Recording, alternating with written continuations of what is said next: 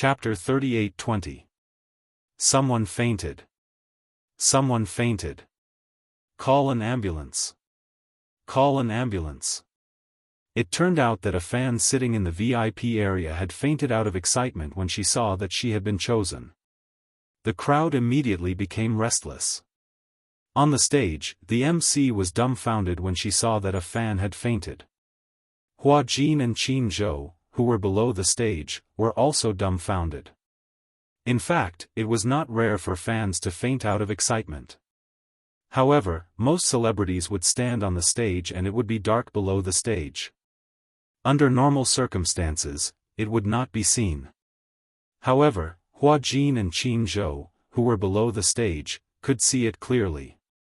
It's that exaggerated? Qin Zhou was speechless. Did you just realize that your popularity is that exaggerated? Hua Jin touched his nose. To be honest, he was a little shocked.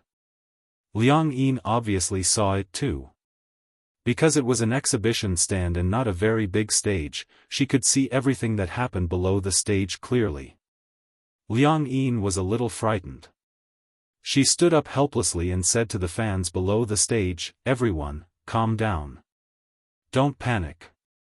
The fans below the stage were also shocked by this sudden situation and were in a mess. Some were busy taking care of the person who had fainted, while others were very impatient. They felt that the girl who had fainted had ruined Hua Jin's event. They cursed, "Why are you so agitated? Don't harm people if you haven't seen the world." That's right. She ruined Hua Jin's event. She's too evil. Immediately, someone stood up. "You're too cold-blooded. She's already fainted. Why are you still squeezing around?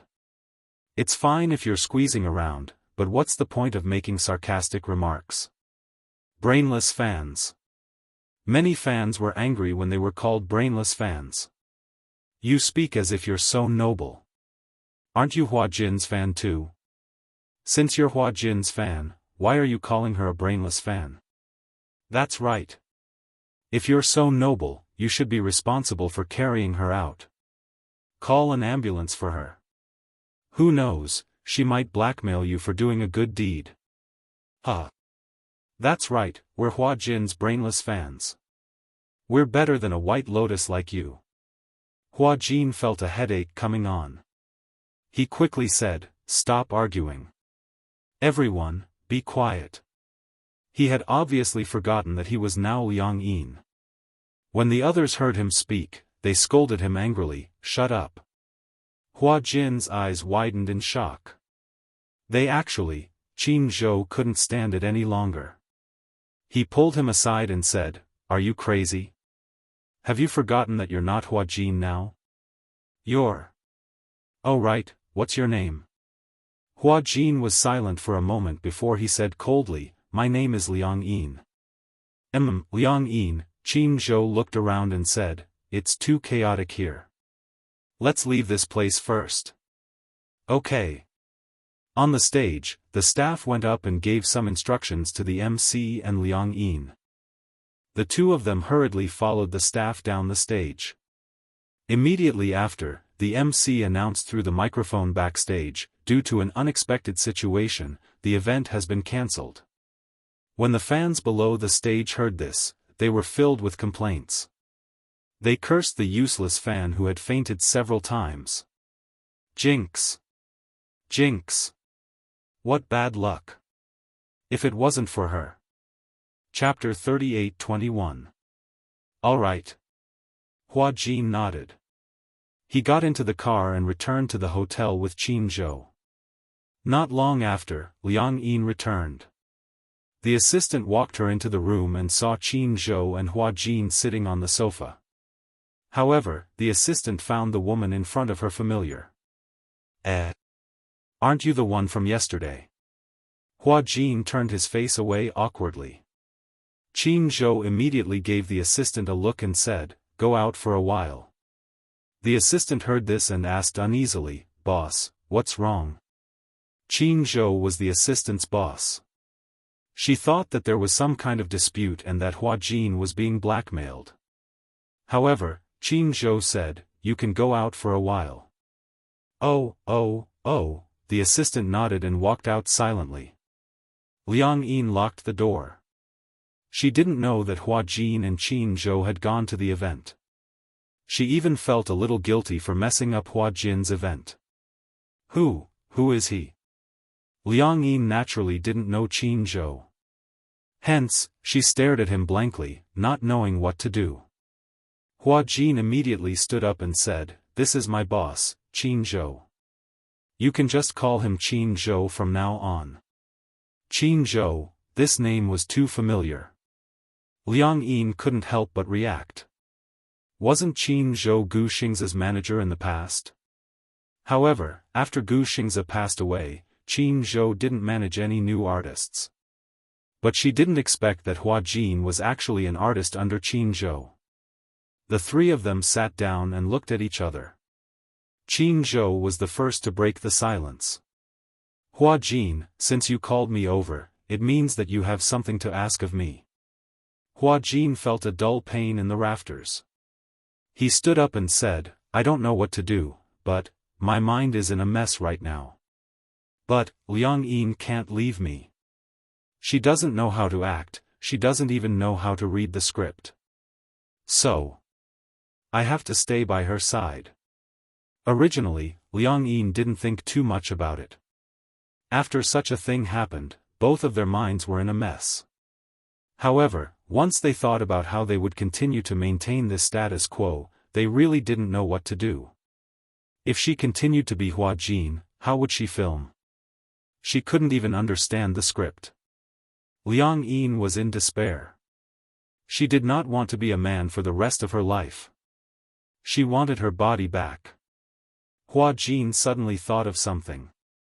He stood up and said, "I remember that the soul exchange happens when you fall into the water. Could it be?"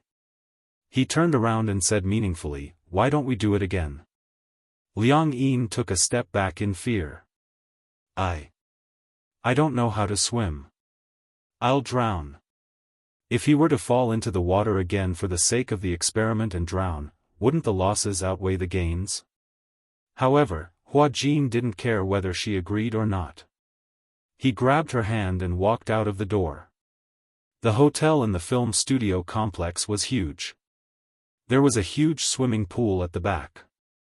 It wasn't until Hua Jin dragged her all the way to the swimming pool that Liang Yin realized that they weren't going to the lake, but to the swimming pool.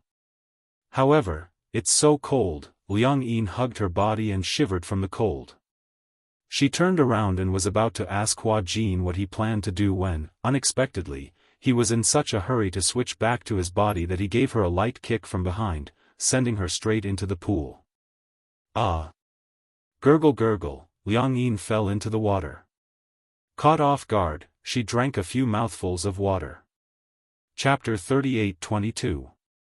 Hua Jin also jumped into the swimming pool. The swimming pool was divided into deep and shallow sections. The deep section reached 1.8 meters. Liang Yin fell into the water and struggled violently. There was no way for her to step on the ground. If she stepped on the ground, she would be drowned in the pool. "Help, gurgle gurgle, help, gurgle gurgle." After Hua Jin got into the water, he swam towards her and grabbed her arm, pulling her into his embrace. Without hesitation, he kissed her lips and passed the air in his mouth to her. Even though she got a thin amount of oxygen from Hua Jin, she didn't know how to swim at all. In addition, she had gulped down a few mouthfuls of water and her brain was on the verge of hypoxia. After that, she lost consciousness. Suffocation, the feeling of suffocation filled her entire brain and it kept sending out signals of danger. When she woke up again and opened her eyes, she was greeted by fresh air. Liang Yin immediately took in big mouthfuls of air greedily. When she had almost recovered, she then realized that she had returned to the shore. She sat up abruptly and saw Hua Jin sitting by the side of the pool with a hopeless expression. "Have you given up?" Qin Zhou's cold voice came from beside him. Hua Jin turned around and glared at him with an ashen face. Liang Yin wanted to say something but her gaze fell on Hua Jin's face. She didn't know why, but her gaze was fixed on his lips. When she thought of how he took the initiative to pass the air to her in the swimming pool, she didn't know why her face started to burn. Even though she was taken out of the swimming pool earlier, her body was extremely cold. Go back to your room first. Qin Zhou said again, since you're here, let's take things as they come. Since you've changed your body, let's just leave it as it is for now. You can stay by her side as her assistant. As for the future, let's talk about it later. Hua Jin felt wronged but he had no choice. He could only stand up and walk back to his room with a gloomy expression. Liang Yin saw that he didn't look too good and she didn't know why she blamed herself for it. It seemed like, if it wasn't for her carelessness, Hua Jin would have ended up like this in order to save her. Liang Yin stood up guiltily and nodded at Qin Zhou before following Hua Jin to the room. The two of them entered the room. Hua Jin stood at the bathroom door and took off his clothes. When he saw Liang Yin enter the room, he stood there awkwardly and said to her, "Don't you want to shower together? Let's shower together." Liang Yin took a step back. "Please don't." Men and women couldn't accept it clearly. When Hua Jin heard this, he didn't know whether to laugh or cry. "Now, your body is mine, and my body is yours. What's there to be confused about?" After a pause, he continued, "Let's shower together. There's only one bathroom. I'll take a long shower. What if you catch a cold if I wait too long?" "I'm fine. You think I care about you?" Hua Jin snorted coldly. "I care about my body. Now that your body is mine, you're not responsible for yourself, you're responsible for me, understand? And I have to be responsible for your body too." These words sounded very awkward. Liang Yin felt a little uncomfortable. However, she saw that after Hua Jin had finished speaking, he took off all his clothes. Chapter 38-23. It wasn't until Hua Jin entered the bathroom that Liang Yin hid in a corner and secretly took off her clothes. She hugged her body and walked into the bathroom, trembling. Hua Jin was already sitting in the bathtub. The warm water was slowly being poured into the bathtub. In the blink of an eye, the bathroom was filled with mist. The bathtub was very big. It was 2 meters wide and could accommodate 2 people. Liang Yin stood by the side of the bathroom, still hesitating. Even though she was in Hua Jin's body now, it still felt a little awkward. Hua Jin said plainly, "Come in." Liang Yin lifted her leg and stepped into the bathtub. The warm water submerged her ankles and the pores all over her body opened up. Her desire for warmth was such that she couldn't care less. Moreover, there was a lot of mist and the bathtub was very big. She could stay a little further away from him. Separated by the mist, they couldn't see each other. Hence, Liang Yin sat in the bathtub. Separated by the mist, they couldn't see each other.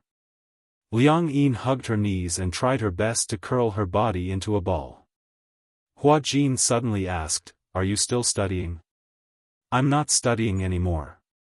I'm in my 4th year of university and I'm doing my internship." "Oh." Hua Jin asked again, "What about your family?" I'm alone." "Alone?"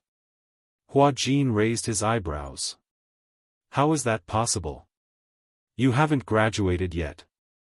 Don't tell me you're alone and can take care of yourself."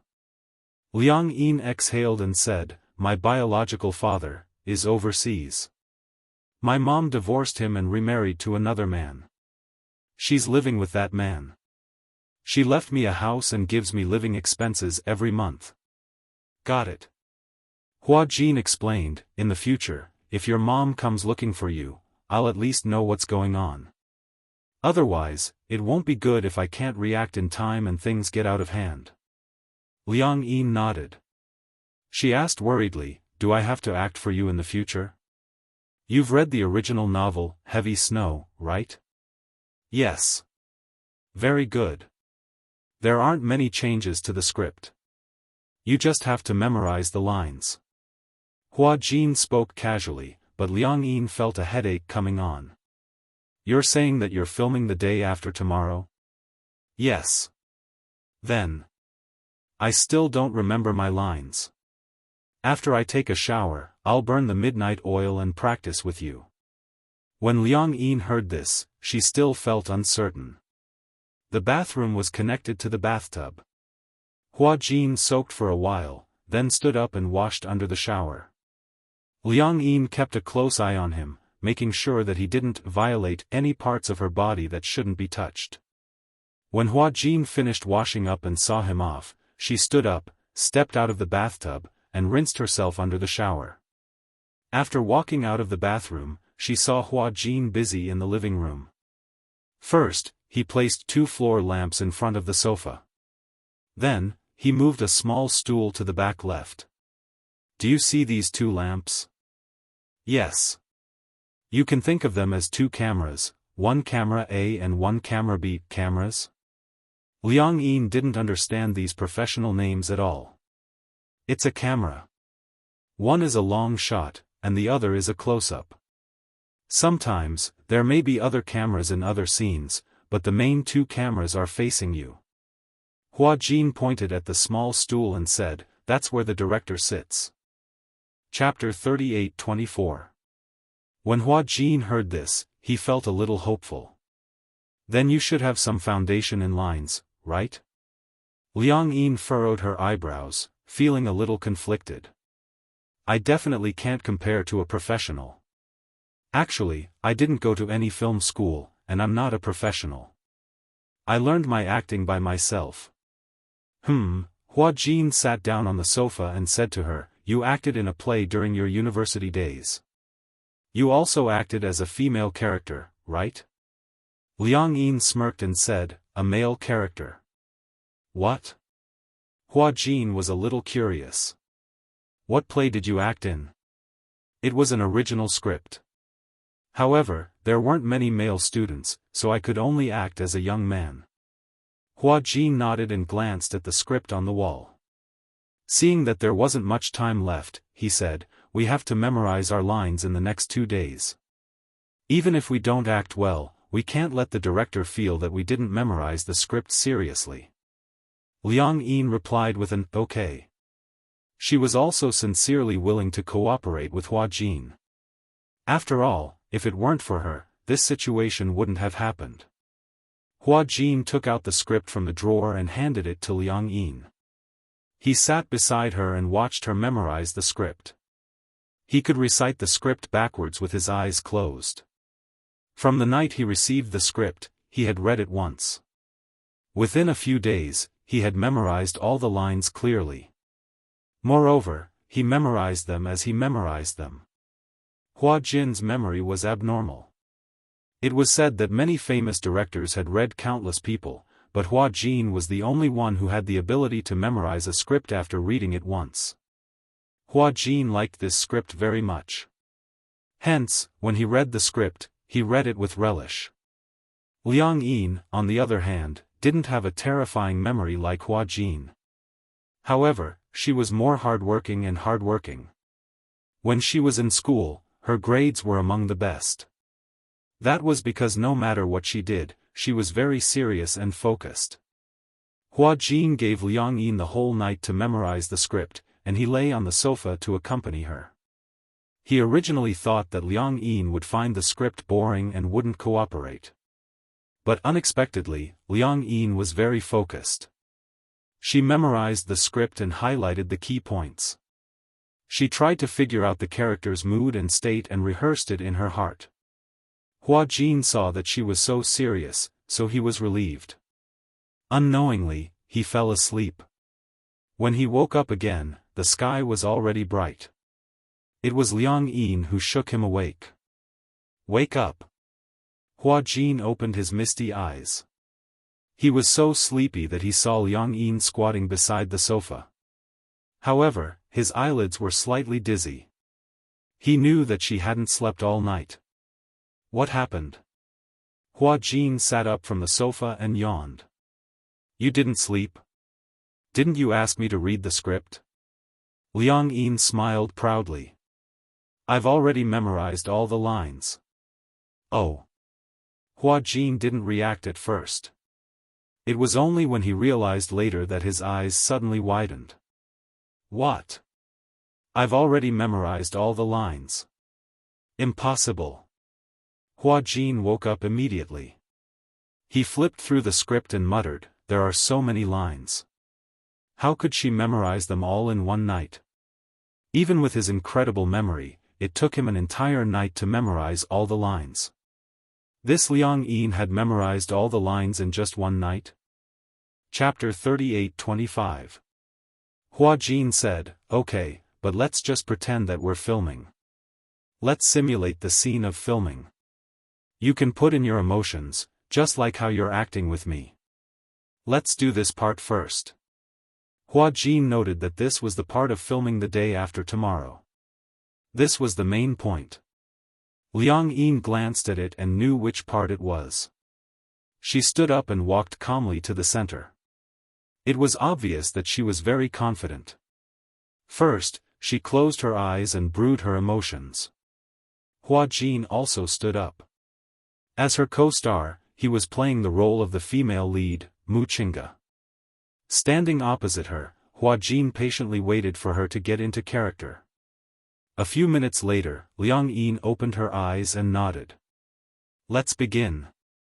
Hua Jin also quickly got into character. Although he was not an experienced actor, Hua Jin's acting skills were definitely among the best among the younger actors. The story of Demon Eyes was about the love and hatred between the Demon Slayer and the Fox Emperor. The female lead, Wuxia, was a disciple that no one acknowledged in the Yin-Yang Palace. As a Yin-Yang master, her primary responsibility was to slay demons.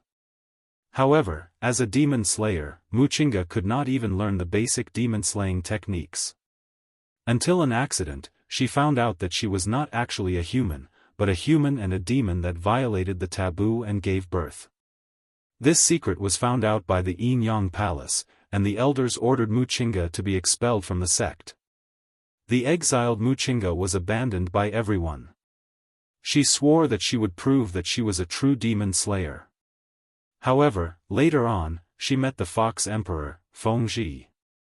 At that time, Fengji only had a cultivation of 1,000 years and could not command 100 ghosts.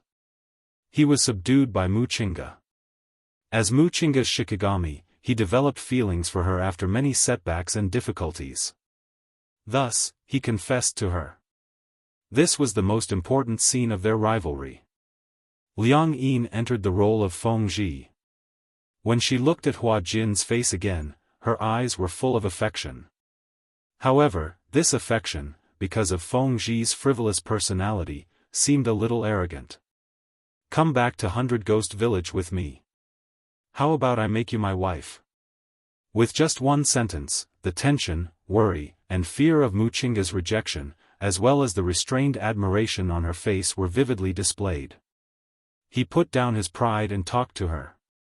He was afraid of being rejected, and he loved Xingsong, but he was still unwilling to give up his pride as the future Fox Emperor. Even Hua Jin was stunned for a long time. He was even prepared to stop, but he didn't expect Liang Yin to be in such a good state.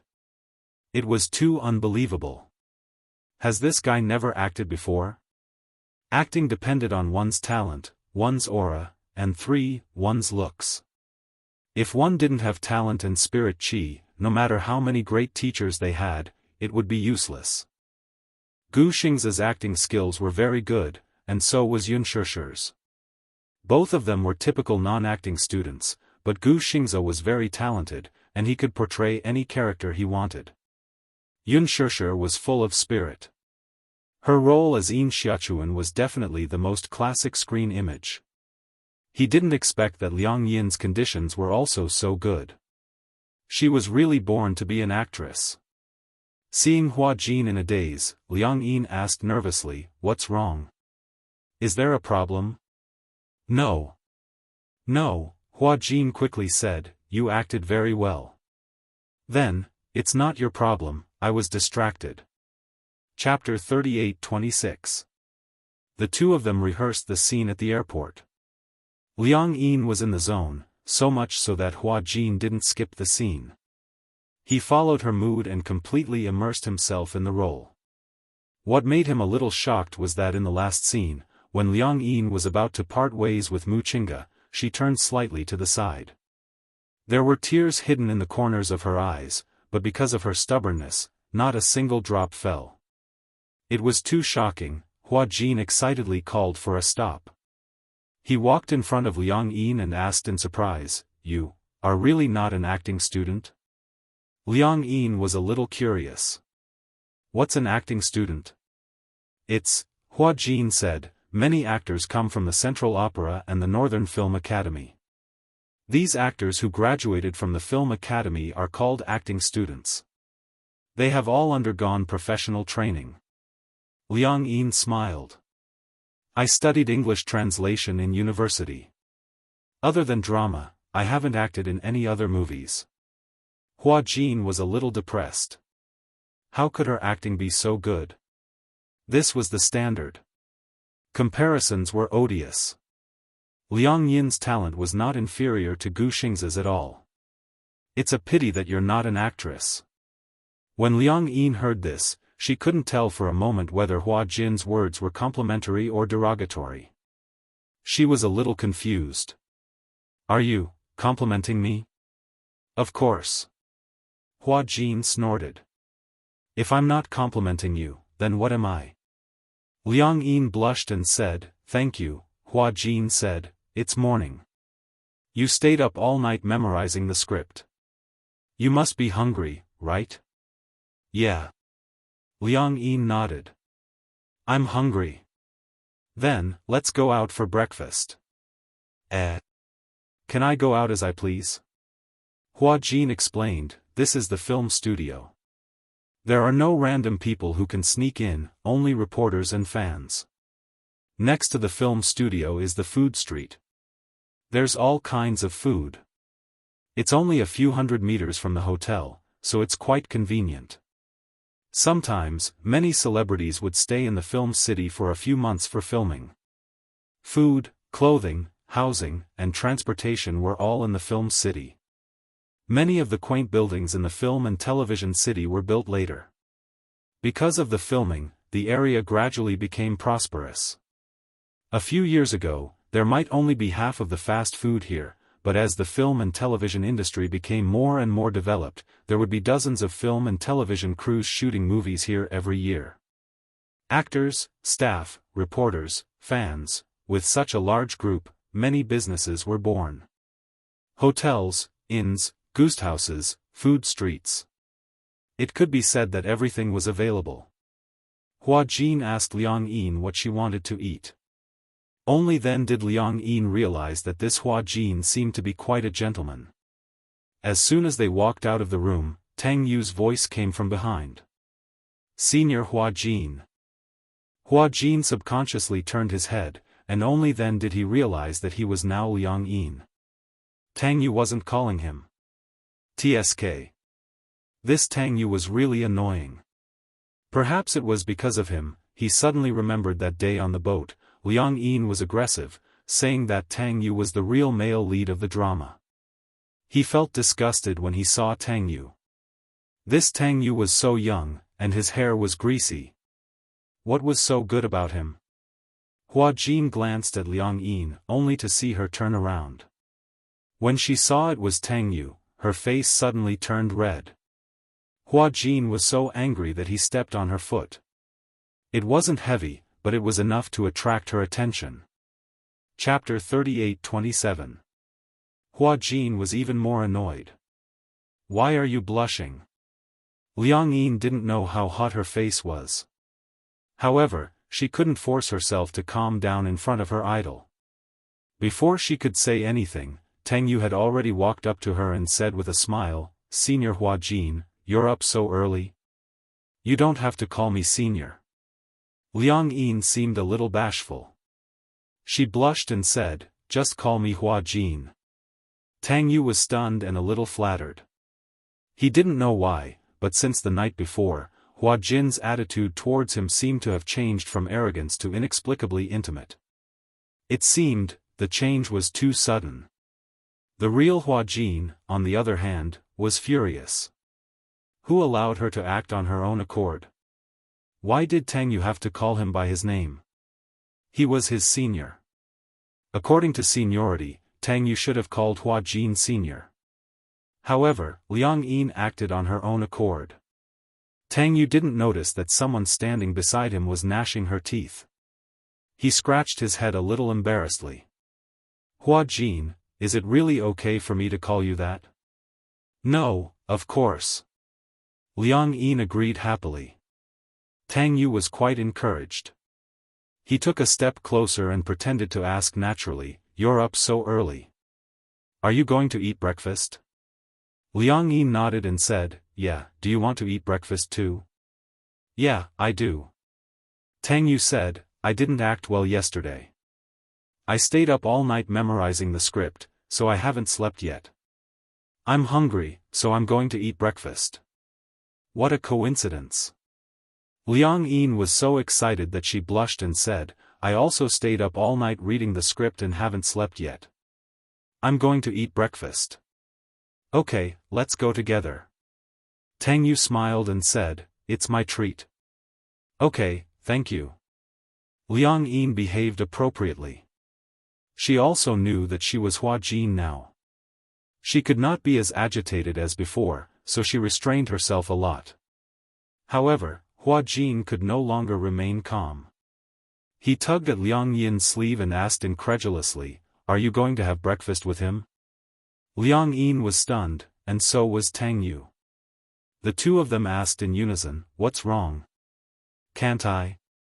Their rapport was amazing. Hua Jin was cursing in his heart, but on the surface, he was gritting his teeth. Sure, why not? Let's go together." Tang Yu felt a bit strange. Who was this girl? Why did Hua Jin seem to listen to her? "Is this your assistant?" Tang Yu asked. Liang Yin nodded, but Hua Jin snorted coldly and arrogantly turned his face to the side, not looking at him. When Tang Yu saw this, he was a little displeased.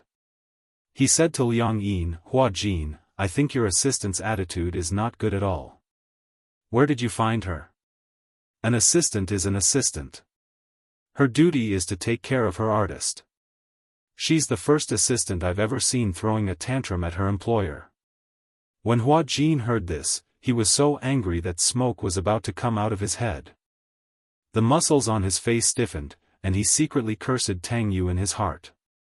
"Who do you think you are? How dare you judge me?"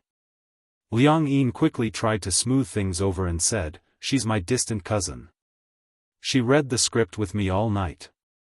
She's so sleepy, so she must be in a bad mood." "Is she your cousin?" "Yes, she is." "Oh, I see." Chapter 38-28. Hua Jin's face was even more embarrassed. His handsome face was filled with murderous intent. Especially that pair of eyes, he couldn't wait to stare several holes in Tang Yu. When Tang Yu saw this, he muttered in his heart. Did this guy have some kind of deep grudge against him? Why was he staring at him with such eyes? However, they had never met before. Why was he looking at him as if he couldn't wait to stare him to death? When Liang Yin saw this, she immediately pulled Hua Jin behind her. She smiled at Tang Yu and quickly turned around to wink at Hua Jin. "What are you doing? Did I allow you to do that?"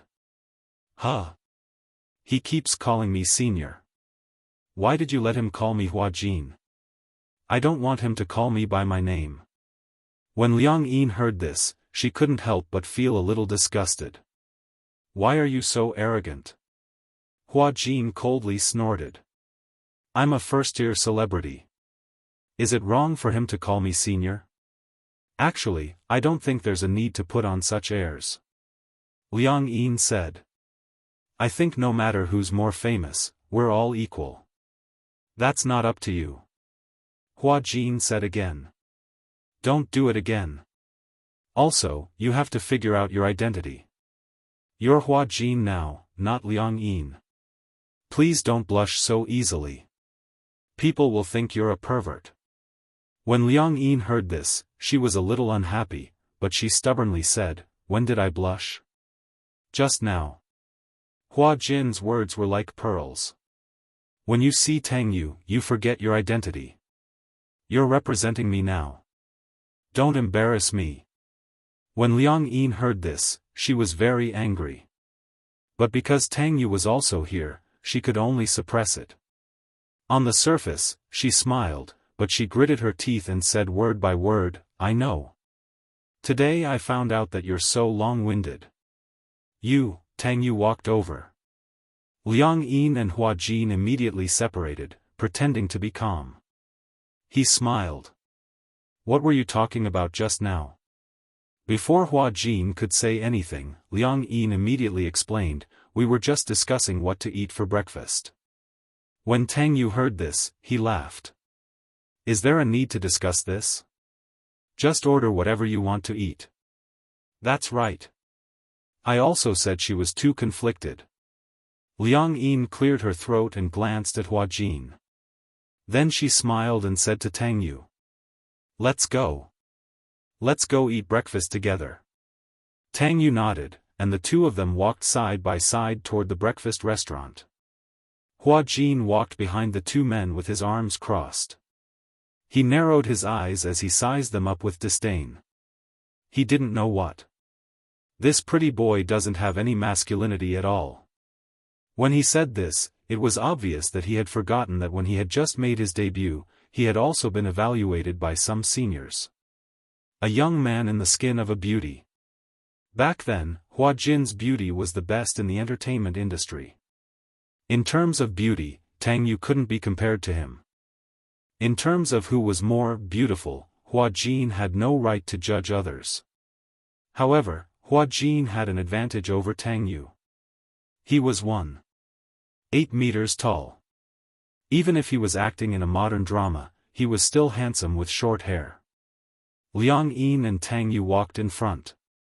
Hua Jin followed behind, secretly observing. Chapter 38-29. In terms of beauty, Tang Yu couldn't be compared to him. In terms of who was more beautiful, Hua Jin wasn't qualified to judge others. However, Hua Jin had an advantage over Tang Yu. His height was 1.8 meters. Even if he was acting in a modern drama, he was still handsome with short hair. Liang Yin and Tang Yu walked in front, while Hua Jin followed behind, secretly observing. Tang Yu and Liang Yin chatted on and off. These two people were naturally good at chatting and bringing up their own topics. Especially Tang Yu, it could be seen that he really wanted to curry favor with them. After all, with Hua Jin's background and qualifications, as well as his influential position, if they could build a relationship with Hua Jin, they might be able to get some resources. It was obvious that Tang Yu was trying to flatter him. As for Liang Yin, she obviously couldn't see the key to Tang Yu's enthusiasm. She was happy to be able to chat with Tang Yu. If she had a tail, it would be wagging vigorously. Hua Jin couldn't stand it several times, but he held back. When it was time for the tour, Tang Yu was very attentive to pick out food for Liang Yin. Liang Yin said she liked to eat preserved egg and lean meat porridge, so Tang Yu ordered a bowl of porridge for her, plus some side dishes. Hua Jin talked about small wontons for a long time, but no one paid attention to him. Tang Yu took care of Liang Yin, while Liang Yin stood on the side, looking at Tang Yu in a daze. Hua Jin was full of anger, but he had nowhere to vent it, so he stomped his foot fiercely. This stomp was simply earth-shattering. Liang Yin came back to her senses and looked at him curiously. "What's wrong? I've been standing for too long, my legs are numb." Hua Jin ordered, "I want to eat small wontons." Liang Yin nodded. Just as she was about to order a bowl of wontons for him, Tang Yu stopped her and glared at Hua Jin. "Hua Jin, you have to understand that he's the assistant and you're the employer. How can an assistant direct the employer?" When Hua Jin heard this, he took a deep breath and furrowed his brows in anger. Liang Yin was also a little embarrassed. She smiled at Tang Yu and said, "Isn't she my cousin? Even if they are relatives, they can't do whatever they want, right?" Hua Jin wanted to hit him. Liang Yin also felt a headache coming on. Why were the two of them so at odds? He was born with a bad temper. Hua Jin snorted angrily and said to Liang Yin, "I want to eat wontons." Although Liang Yin was a little unhappy with Hua Jin's commanding tone, she still nodded obediently and replied, "Got it. I'll get it for you." With that, she said to Tang Yu, "Wait for me in your seat." When Liang Yin passed by Hua Jin, she said meaningfully, "You asked me to recognize my identity. Similarly, you have to recognize yours, don't you?" "What do you mean?" "Right now, I'm Hua Jin. I'm a celebrity. You're my assistant. You should take care of me." Liang Yin said and returned Hua Jin's warning to him, "Remember, don't do it again." With that, she walked away expressionlessly. Hua Jin's mouth stiffened. Good, this wretched girl, now she knows how to bicker with him. Not simple. Hua Jin didn't say anything and sat down in his seat. Tang Yu glanced at him and suddenly said, "You seem to be a little prejudiced against me." "Prejudiced?" Tang Yu said again, "I think you don't like me. If I didn't know better, I would think that there's some deep hatred between us." Chapter 38:30. Hua Jin narrowed his eyes, a hypocritical smile appeared on his face. "Of course it's because he's prejudiced against you. Don't look at how well Hua Jin treats you. Humph, do you think he wants to talk to you? He looks down on small-time celebrities like you who do whatever it takes to become famous." Tang Yu's expression changed, but he was a little suspicious. Because, based on his understanding of Hua Jin, it seemed that Hua Jin would really say that. Usually, when they were on set, he could tell that Hua Jin did not like him. He didn't know why, but overnight, he became more peaceful with him. But, while Tang Yu was still thinking, Liang Yin came back with a small wonton. "Here. Yours." She put the wonton heavily in front of Hua Jin, her tone was not good. Some of the soup splashed out. Fortunately, Hua Jin avoided it in time, otherwise, the back of his hand would have splashed. Liang Yin said, "Eat." Hua Jin let out a muffled snort and ignored her. He picked up the spoon and started eating in silence. However, when Liang Yin turned her head and faced Tang Yu, her tone suddenly calmed down. "You seem to like eating custard buns?" "Yeah. But I remember when you were doing a live broadcast, you said your favorite food was soy milk and fried dough sticks." Tang Yu was a little surprised. "You've seen my live broadcast?" Liang Yin quickly said, "I saw it once by chance." "Huh, that's just a casual remark. At that time, I was acting in a web drama. The character in it liked to eat soy milk and fried dough sticks. So, no matter what answer, it's right to lean on the character. It's good for publicity, and it's good for fans to be immersed in the character." Liang Yin was a little disappointed when she heard this. Are all celebrity interviews fake? Not all of them. It depends on how the company packaged you. Tang Yu said again, "Senior Hua Jin, you've been in the industry for so many years, you should know more about this." Liang Yin asked tentatively, "Then, what's your ideal type?" "Ideal type? It's when you say what kind of girl you like during the live broadcast." "Oh, that." Tang Yu smiled and said, "Actually, I don't know what my ideal type is. Anyway, it must be beautiful and have a good figure." "Then you said you've never been in love, how is that possible?" Tang Yu disagreed, "That's what the company told me. Actually, I had 3 girlfriends when I was in school, but they all ended without any results. Later, when I entered the entertainment industry, the company explicitly forbade me from dating.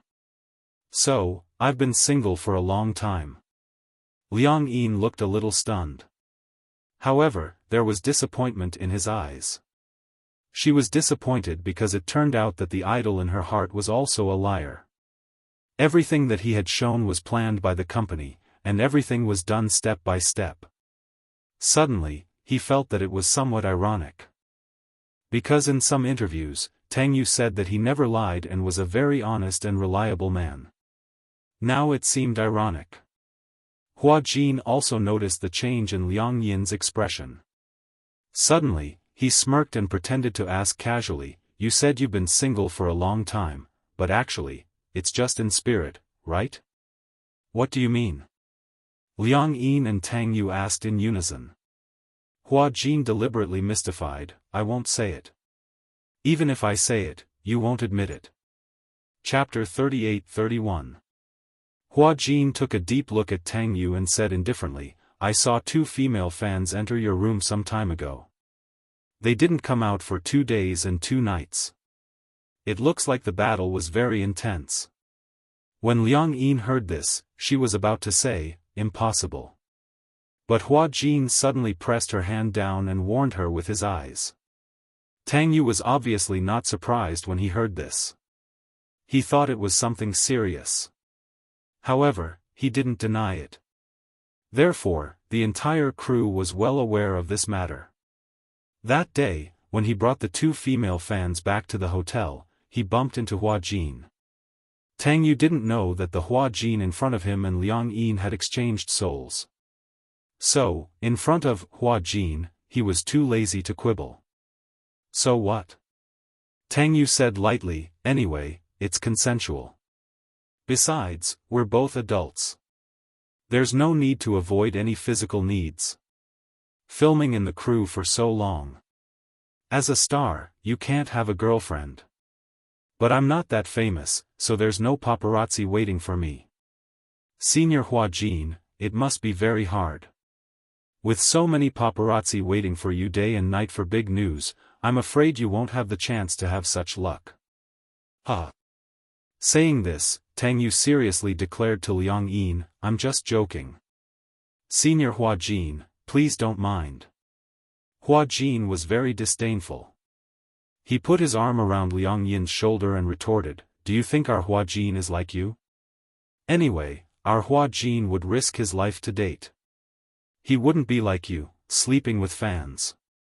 Liang Yin couldn't listen to it anymore and suddenly stood up. The sound of the chair's feet sliding on the tiles was very ear-piercing. Tang Yu and Hua Jin were both stunned and looked at her in surprise. Liang Yin pursed her lips and realized that she had lost her composure. She quickly said, I didn't sleep well last night, so I don't have much of an appetite. I'm going back to the hotel to rest." With that, she left. When Hua Jin saw her leave, how could he let her go back alone? But he was still hungry, thus, he swallowed a few small wontons and chased after her. When he reached the door, he grabbed Liang Yin's wrist and said in surprise, "What are you doing? Are you angry?" However, Liang Yin flung his hand away and turned her face to the side without saying anything. When Hua Jin saw this, he understood. "Don't tell me you're disappointed after hearing what I said just now." Liang Yin turned around and asked seriously, "Let me ask you, is everything you said just now true?" "Of course. You can go to the crew and ask around. Everyone knows about this. Those who don't know, it's because Tang Yu isn't famous, so no one paid attention to him." When Liang Yin heard this, her face darkened and her heart was about to break. She never thought that her idol, Tang Yu, would actually sleep with fans in private. How could he do such a shameless thing? It was too shocking. It was also too disappointing. This was something that she couldn't understand no matter what. This was a matter of principle and character. How could Tang Yu do this? It was simply too much. Liang Yin was a little disappointed. Hua Jin naturally saw this obvious disappointment. It's right to be disappointed. This kind of person doesn't deserve to be an idol. Chapter 38-32. Hua Jin was amused by her reaction and chased after her. Seeing that she was walking so fast, he said gloomily, "Why are you walking so fast? Can you walk slower? Your legs are so long. Liang Yin immediately said, these are your legs, not mine. Hua Jin snorted coldly when he heard that. They're yours now. Liang Yin pursed her lips but didn't say anything. Hua Jin saw her expression and knew what she was disappointed about. He smiled and said, why, have you given up? The male idol in your heart may look like a gentleman on the surface and is a high-quality idol, but in fact, he's no different from a normal man. Liang Yin was already upset, and with Hua Jin fanning the flames, she became even angrier. She said angrily, what about you? Hua Jin was confused when he saw that she was pointing the arrow at him. What do you mean by that? Since you said that celebrities are all like this, they may look like high-quality idols on the surface, but in fact, they're no different from a normal man. Celebrities will also make the same mistakes that normal people make. What about you? Hua Jin didn't say anything at once. Liang Yin asked again, do you sleep with your fans? Please, there are only fans who want to sleep with me. There are no fans who I want to sleep with. Hua Jin said again, I won't do such a vulgar thing. Why? Liang Yin didn't understand. If they're your fans, they should be looking forward to having intimate contact with you. Although it's normal for men and women to love each other, it should at least be based on two people liking each other and understanding each other, right? After a pause, Hua Jin's gaze went blank. The Hua Jin they like is not the real me. What are you talking about?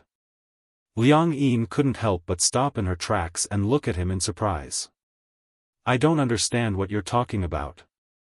If the fan doesn't like you, then who do they like? Do they like ghosts? Hua Jin laughed self-deprecatingly. Every time I film a show, I gain a few million fans. These fans don't like the real me at all. They like the character, they like the persona. As for me, I just use the persona in the show to make them like me. The reason why they like me is because of my looks. I can give them fantasies. Hua Jin paused for a moment before continuing, imagine that I'm their boyfriend, husband, or even their ideal lover. As for me, as our ideal lover, I don't have the right to be in a relationship. If I do, I'll lose my fans. In fact, some of my fans might even jump off a building. When that happens, the media will blame me and force me to bear the blame. Then why did you become an actor? Because this is my job. Hua Jin smiled. Since you've accepted it, there's no need to complain. Even if the fans like your character, you are still an actor. You can disappoint anyone, but you can't disappoint your fans. That's a nice thing to say. Liang Yin said, I remember that you have a lot of dark history. Isn't there a rumor that you've been slept with by the higher-ups? When Hua Jin heard this, he frowned. Who said that? Sister V said it. Sister V? Hua Jin felt that this name sounded familiar. Who's Sister V? Chapter 38-33. Liang Yin had promised to keep it a secret. The problem was that if Hua Jin found out who Sister V was, it would be disadvantageous to her. Sister V was Tang Yu's manager. Her name was Ivy, and she was known as Sister V. Tang Yu had several fan circles that had always been managed by Sister V. Sometimes, Sister V would post some gossip in the fan circle. Although the names of the people involved were hidden, one could still tell who they were based on their characteristics. Sister V had said that Hua Jin had debuted by using unspoken rules. This matter was no longer a secret in the circle. Everyone knew about it. With his powerful resources, Hua Jin used to be domineering, arrogant, and unreasonable in the crew. He even looked down on his seniors. However, for some reason, Hua Jin had changed a lot and his temper had become much better. No one knew what had happened to him. Hua Jin did not say anything, but his face was especially livid. On the way back to the hotel, he did not say anything and remained silent. Liang Yin could not be bothered to say anything to him. Both of them had their own thoughts. After returning to the hotel, Liang Yin fell asleep, while Hua Jin lay on the sofa, wanting to catch up on some sleep. Liang Yin seemed to have been woken up by something. She opened her eyes and heard that it was Hua Jin. It was the sound of enduring pain, depression, suffering. Liang Yin sat up, feeling a little puzzled. She walked over and saw Hua Jin curled up on the sofa, his body trembling. It was obvious that he was in pain. What's wrong? Liang Yin felt a little strange and nudged him gently. Hua Jin turned his head and saw that it was her. He groaned weakly and said, My stomach hurts. Why do you have a stomach ache? Liang Yin frowned strangely. Did you eat something? I only had wontons this morning. Then why does it hurt? Could it be diarrhea? Hua Jin shook his head. I don't feel like having diarrhea. You don't have stomach pain, do you? Stomach ache? No, I don't. Hua Jin thought about it and agreed.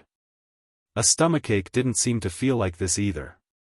His stomach hurt once, and it felt like his intestines were twisted together. But this time, it didn't seem to be in the stomach, but in the lower abdomen? Liang Yin's eyebrows twitched. She seemed to have thought of something. She calculated the date and asked, You don't tell me you're on your period? Menstruation? Hua Jin blushed and sat up. However, when he sat up, he clearly felt that something was wrong. Oh no, Hua Jin stood up and looked down. He couldn't see anything just by looking at it. He turned around and looked at the sofa. It didn't seem to be stained by anything, but he clearly felt that something was wrong. Liang Yin immediately said, Go to the bathroom and take a look. Hua Jin's expression was a little strange. He looked at Liang Yin meaningfully and asked suspiciously, You don't have menstrual cramps? Liang Yin blushed as well, but she insisted, How is that possible? I don't have any history of menstrual cramps. Hua Jin couldn't be bothered to ask any more questions. He went to the bathroom and didn't come out for a long time. Liang Yin walked to the bathroom door. She leaned against the door and calculated the time with her fingers. She suddenly realized that her period should be here by now. She knocked on the door gently and asked curiously, How is it? Is it here? Chapter 38-34. Hua Jin's voice was very low, but it was obvious that he was not paying attention. Liang Yin thought for a while and suddenly recalled something. If it hurts, could it be related to the cold water I soaked in earlier? I fell into the water and then the swimming pool. After so many shocks, I guess, that's the main reason for my period pain. So that's the reason? Hua Jin frowned. No wonder when he was in the production team, he often saw many actresses whose faces were still frighteningly pale even with a thick layer of blush on. They had no choice but to hug warm water as if they were hugging the source of their life. It turned out that drinking hot water really had its uses. What should I do now? Hua Jin was at his wit's end and did not know what to do. Liang Yin said, Just put on a sanitary pad and drink more hot water. Hua Jin suddenly thought of something and said mockingly, You women are still blaming men for telling girls to drink more hot water when they're on their period. In fact, if you were a man, you'd tell girls to drink more hot water too. How shallow. Liang Yin defended herself, You're not my girlfriend. How do you expect me to care about you? This stupid woman still dared to argue with him. Whose stomach is hurting for? Hua Jin said resentfully, I'm hurting for you. What do you mean by hurting for me? Isn't this caused by you? If it weren't for you, would I be in such a sorry state? Hua Jin was filled with resentment. If it weren't for Liang Yin, this situation would not have happened. He was probably the only straight man in the world who would experience something as magical as menstruation. It was too embarrassing. However, the current him had no time to think about the pain in his stomach. He held his forehead and did not know what to do. Liang Yin did not want to make a fuss about this matter. She looked around and asked suspiciously, Do you have sanitary pads here? Do you think? Hua Jin was angry and in pain. He was so angry that he could not form a coherent sentence. Do you think I would have such things? How could this woman be so stupid? When Liang Yin heard this, she finally reacted in hindsight. That's right. Why would there be such a thing in Hua Jin's room? Liang Yin said, then I'll go buy it for you. Wait. When Hua Jin heard this, if it weren't for the fact that he couldn't stand up, he would have pounced on the door in excitement. Liang Yin heard his miserable voice and thought that something had happened. She immediately became nervous. What's wrong? She was scared out of her wits. Hua Jin said weakly, are you going to buy it like this? Is there a problem? Liang Yin asked in confusion, didn't you say that the film city is very safe and that there aren't any random people in there? Cough. It wouldn't be good if the other actors and staff saw this. Even though the people in the film city might not expose this matter, Hua Jin thought about how these people would privately spread the news that he had personally gone to the supermarket to buy sanitary pads. Those who were a little smarter might guess that he was hiding a woman in his room or that he was buying it for someone else. Those who were a little stupid might even think that he had some perverted fetish. Get the other assistants to buy it. After hearing this, Liang Yin nodded. She walked into the living room and took Hua Jin's phone. She found the assistant's number in the phone book and dialed it. The call went through very quickly. She could tell that the assistant was still outside. Chapter 38-35.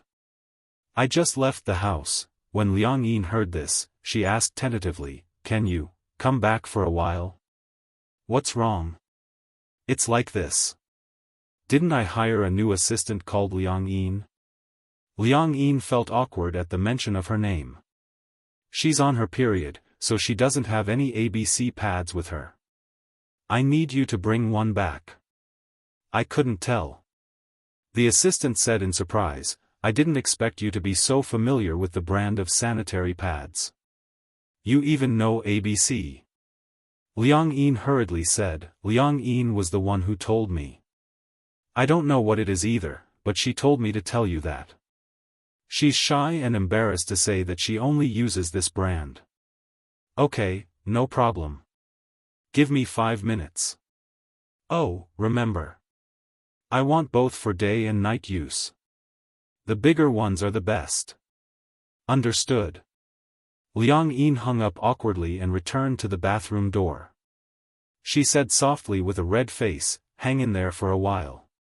She'll bring it back soon. Hua Jin, who was inside, was half dead. He hugged his shoulders weakly and rolled his eyes. It hurt, he was in so much pain that he wished he was dead.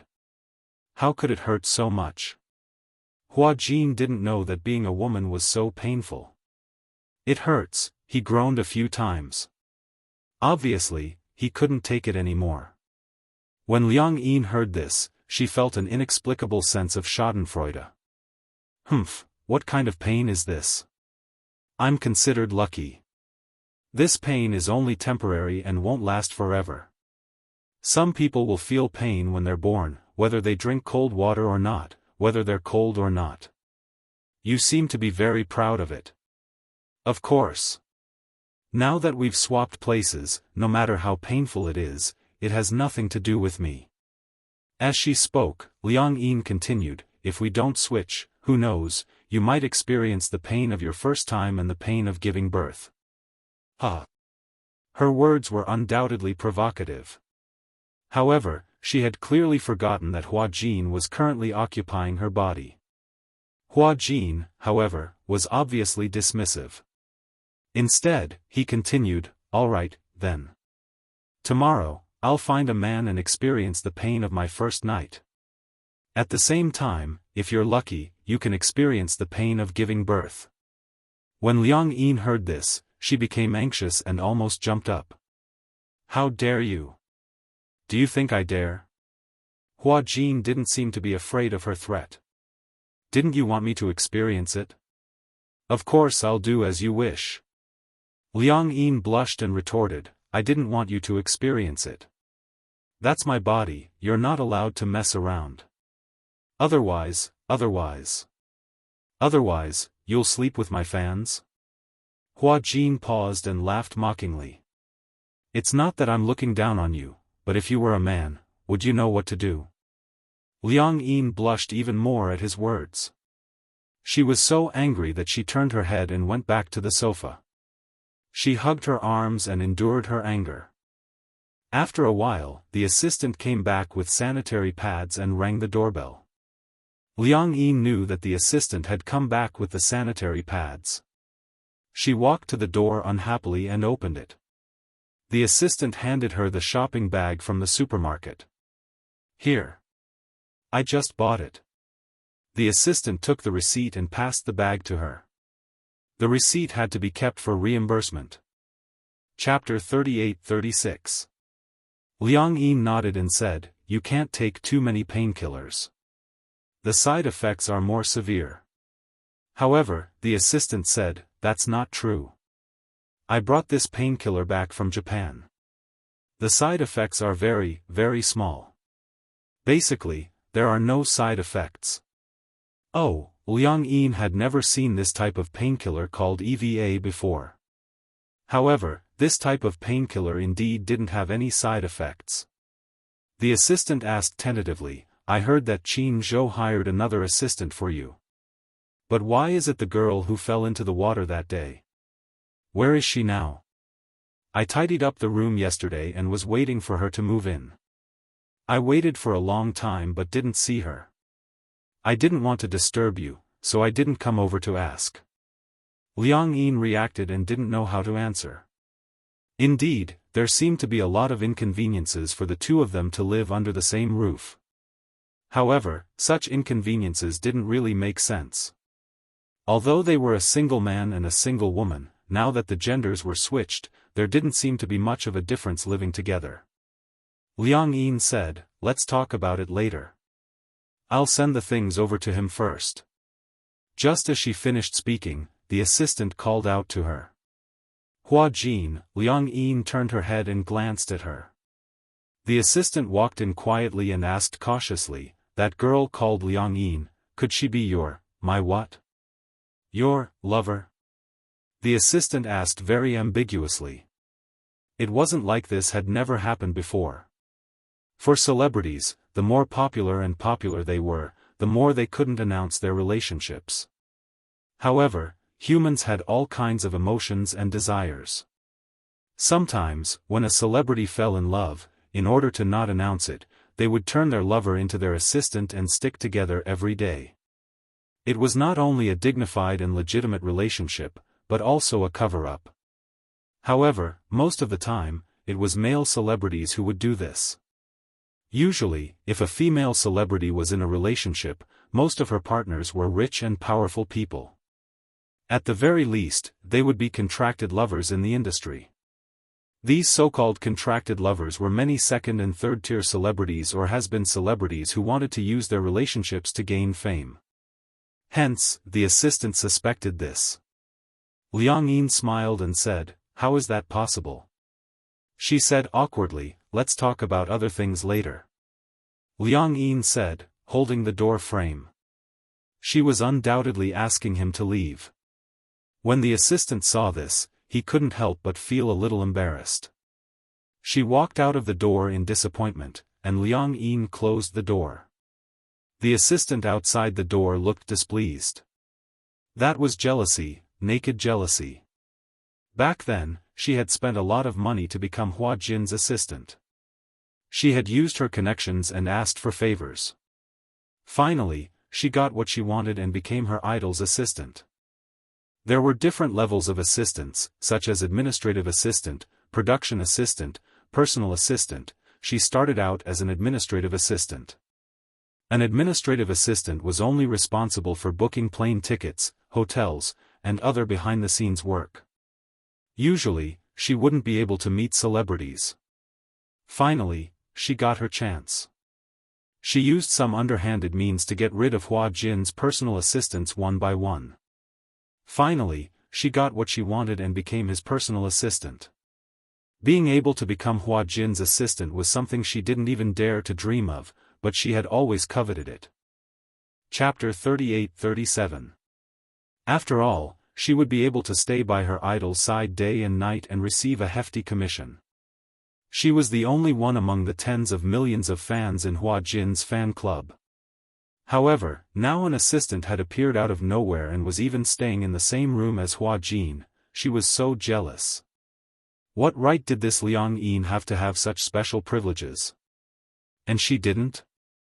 This new assistant had appeared out of nowhere and became Hua Jin's closest assistant. She was even staying in the same room as him. Liang Yin didn't expect this assistant to be jealous. She took the tampons and painkillers, walked to the bathroom door and knocked. Hua Jin, I bought the things. After a long time, a weak voice came from the bathroom. So much blood. Will I die? Pfft. Liang Yin didn't expect Hua Jin to ask such a question. She didn't know whether to laugh or cry. Holding back her laughter, she said, "Don't worry, I definitely won't die. I heard. If a person loses too much blood, they will go into shock or something." Liang Yin couldn't hold it in anymore. She held her stomach and laughed until tears came out of her eyes. Seeing her laugh, Hua Jin was so angry that his stomach hurt even more. He said angrily, "You. What the f***ck are you laughing about? This is the first time I've heard of someone going into shock because of excessive blood loss." Hua Jin was so angry that he shouted at her, "Why didn't you tell me earlier that you were going to have your period? I forgot to say. How could I have predicted that something like this would happen?" Liang Yin quickly changed the topic. "Alright, let's not talk about this anymore. Being a woman is like this. No matter how much you cry, you still have to feel pain when it's supposed to. However, your assistant was so considerate to buy painkillers. Drink some hot water after you eat and rest for a while." I don't know how to. Do you know how to wipe your butt? Yes. Do you know how to apply band-aids? Yes. Wipe it clean like you're wiping your butt. Then, stick the sanitary napkin on your underwear like a band-aid. Remember, the side with the adhesive is facing your underwear. Don't stick it in the wrong direction. Humph, I know. Liang Yin handed the bag in and Hua Jin took it. After a while, he opened the door and walked out. His face was extremely pale. When Liang Yin saw this, she didn't say anything. She helped him to the sofa like Empress Dowager Cixi and let him lie down. After a while, she put a blanket under him, boiled some water, filled a hot water bottle, and covered Hua Jin's stomach. She poured some hot water and fed him the painkiller. "Do you feel better?" Hua Jin nodded. However, it could be seen from his knitted brows that his stomach was still in pain. Although the effect of the medicine was fast, it was impossible to see immediate effects as soon as one ate it. Painkillers take effect slowly. Wait for a while more and the effect will be felt. Liang Yin saw that Hua Jin's face was pale as he lay on the sofa. His brows were knitted together and it was obvious that he was in extreme pain. She was a little upset and also a little guilty. Hence, she tried to reach out her hand and gently pressed on his stomach, rubbing it carefully. When Hua Jin saw this, he narrowed his eyes and sized her up. Then, he closed his eyes and fell asleep peacefully. The doorbell suddenly rang again. Liang Yin got up and walked to the door. When she opened the door, she saw her assistant standing outside. "What's wrong?" Chapter 38-38. It turned out that the assistant had taken this matter to heart. What right did this Liang Yin have to share a room with Hua Jin? Thus, the assistant secretly reported this matter to Qin Zhou. That was what she had said over the phone. No matter how close they were, they couldn't be in the same room. Although it was relatively safe in the film studio and there weren't many messy people around, this wasn't absolute.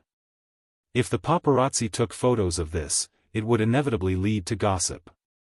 Now that Hua Jin was on the rise and had a huge fan base, if this matter were to spread, it would have a negative impact. Qin Zhou didn't say anything. The assistant's words weren't without reason. Although he understood that the two of them sharing a room might be Hua Jin revising the script for Liang Yin, it wasn't a long-term solution.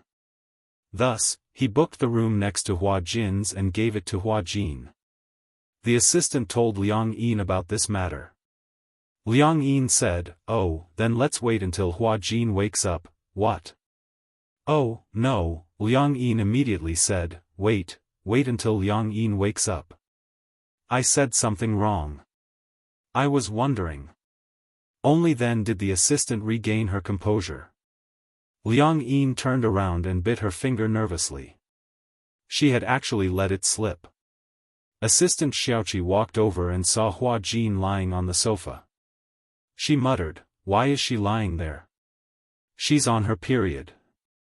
She's not feeling well. Even if she's not feeling well, she can't just lie there and do nothing. There's so much to do and I'm the only one doing it." Liang Yin frowned and walked to Hua Jin's side. She squatted down and said helplessly, "Her stomach hurts. Let's take a break." Seeing Hua Jin rubbing the new assistant's stomach so gently, she felt even more jealous. "You can't spoil her too much. She's your assistant after all. If you spoil her like this, how can she act like an assistant?" Liang Yin didn't say anything. "Oh, by the way, the room has already been booked. When the time comes, let her move her luggage to another room and live with you." "How improper would that be?" Liang Yin nodded absent-mindedly and said, "You go out first. When he wakes up, I'll tell him." The assistant nodded and walked away reluctantly, looking back 3 times with every step. In the afternoon, Hua Jin finally woke up. Liang Yin told him about it. Hua Jin didn't have any objections. It was more convenient for one person to have a room. At least, he didn't have to sleep on the sofa. This was what he was happy to see. Liang Yin also accompanied him to buy some daily necessities. They would be staying on set for a long time in the future, so it would be inconvenient if they went back to their rented place to get the necessities. Thus, all the necessities of daily life were settled in the film studio. Hua Jin asked her if it would be inconvenient if she didn't go home. Liang Yin said that her parents wouldn't care whether she went home or not. Hua Jin raised his eyebrows but didn't say anything. Liang Yin was a little surprised by his reaction. "That's strange. Your reaction seems to be different from others." "How is it different?" "Every time people ask about my parents, they will persuade me that there are no parents in the world who don't love their children. They even say that as long as it's my parents, they will dote on me." Chapter 38-39. That's because they don't know that there are really irresponsible fathers and mothers in this world. As he said this, he curled his lips. She didn't know if it was mockery or something else. However, the desolation in his eyes quickly disappeared. When Liang Yin heard this, she couldn't help but feel a little strange. From the way he said it, it felt as if he could empathize with her. However, she didn't ask for details. Since it was just next door, Hua Jin moved into the room after he returned from shopping for the items. Xiaoqi entered the room right after Liang Yin left. The door was ajar, so she groped her way in. "Liang Yin." Hua Jin woke up with a start. When he looked up and saw her, he said unhappily, "Why didn't you knock before coming in? Isn't the door unlocked? Even if it's unlocked, you still have to knock before coming in. This is etiquette." Xiaoqi's face immediately turned cold. She said disapprovingly, "You're a newbie, but you're quite arrogant." "Ha!"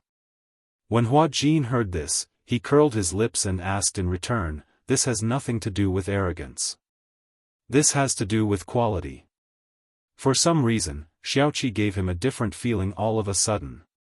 In the past, when Xiaoqi was by his side, she was polite, humble, and polite. Now that he had become Liang Yin, this Xiaoqi seemed to have become a little, high and mighty. Hua Jin asked calmly, "Why are you looking for me?" Xiaoqi didn't beat around the bush and went straight to the point. I want to change rooms with you. What? When Hua Jin heard this, he was a little surprised. Why do you want to change rooms with me? I'll change rooms if I want to. Why are you asking so many questions? Hua Jin was increasingly unhappy with her attitude. This is my room. Don't I even have the right to ask questions? Okay, then I'll ask you. Xiaoqi asked, what's your relationship with Hua Jin? When Hua Jin heard this, he said expressionlessly, he's my employer and I'm his assistant. That's our relationship. Humph, I think your relationship with him isn't as simple as it seems. I don't know how Master Qin Zhou allocated your room. He actually allocated your room right beside his. I don't know how you did it. Oh. Don't tell me you're thinking that you're close to him first. The more Hua Jin heard, the more he was confused. Although he didn't understand what Xiaoqi meant, it was definitely not friendly. I don't know what you're trying to say. You do. Xiaoqi suddenly became aggressive. You like Hua Jin, don't you? Hua's Xiaoqi's. This question was too difficult to answer. Xiaoqi's Xiaoqi. He suddenly came to a realization. This Xiaoqi, could she be, oh. What? What did you say? Maybe you're jealous because Hua Jin treats me so well. Is that why you want to ostracize me? It had to be said that Hua Jin was very observant. Xiaoqi snorted coldly. Who am I to be jealous of you? Who do you think you are? I'm Hua Jin's personal assistant. Moreover, I've been taking care of him for 3 years. Who do you think you are? Chapter 38-40. Limited tolerance? Xiaoqi burst out laughing, as if she had heard the funniest joke in the world. If you don't even have this bit of tolerance, how can you be a celebrity's assistant? If an assistant can't even take this little bit of humiliation, you'd better get out of here. Hua Jin was furious when he heard this, but he didn't show it on his face. Also. Xiaoqi paused and asked, you're saying that I'm ostracizing you? Why don't you take a look at your own status? Is there a need for me to ostracize you? Don't tell me you're jealous that I can be with Liang. Realizing that he had almost let the cat out of the bag, he pursed his lips and quickly corrected himself. Don't tell me you're jealous that I can be in the same room as Hua Jin? Ha! So what if you're in the same room? Xiaoqi snorted and said coldly, I've even slept on the same bed as Hua Jin. Hua Jin frowned when he heard this. He couldn't help but feel disgusted. He hadn't expected to see Xiaoqi in such a state after his soul had swapped with Liang Yin's by a freak combination of factors. In the past, in Hua Jin's eyes, Xiaoqi was very obedient, sensible, and hardworking. As an assistant, she was willing to do anything, no matter if it was dirty or tiring work. Moreover, in front of him, Xiaoqi always appeared to be very quiet and gentle. No matter how difficult it was to deal with reporters or fans, she was always able to deal with them calmly. It was just that, now that he was in Liang Yin's shoes, he saw another side of Xiaoqi. Jealous, sarcastic, and even ostracizing newcomers, Hua Jin couldn't help but feel curious. Was she usually like this? Hua Jin was a little suspicious about Xiaoqi's true colors. All right. Let's stop here. If I go overboard, you won't be able to avoid complaining to Hua Jin that I'm bullying newcomers. Hua Jin cursed silently in his heart. What do you mean by complaining? It's obviously the truth, okay? Hua Jin didn't say anything. Xiaoqi took it as him admitting defeat. She said coldly, if you know what's good for you, quickly change rooms with me. As a new assistant, I'm afraid that you won't be able to take care of many things. After all, I've been by Hua Jin's side for so many years. I'm sure you won't be able to take care of things as well as me. So, hurry up and change rooms with me. Have you asked for Hua Jin's permission? He will definitely agree. Previously, if it weren't for the fact that we didn't have a room next door, I wouldn't have been one floor away from him. Now, since there's a room next door, give it up. To Hua Jin, being an assistant is all the same. It's just taking care of his daily life. What's the difference? Hua Jin smiled and said meaningfully, even if you want to change rooms with me, you have to ask Hua Jin if he agrees. After all, this room is mine now. You can't just change it as you wish. Alright, just you wait. Naturally, Xiaoqi didn't believe it. She left the room and went to the room next door. She knocked on the door and soon, footsteps could be heard from inside. Liang Yin opened the door and saw Xiaoqi standing at the door. She frowned slightly. Although she didn't show it on her face, deep down, she was annoyed. Why was this assistant a little too attentive? She had intended to sleep.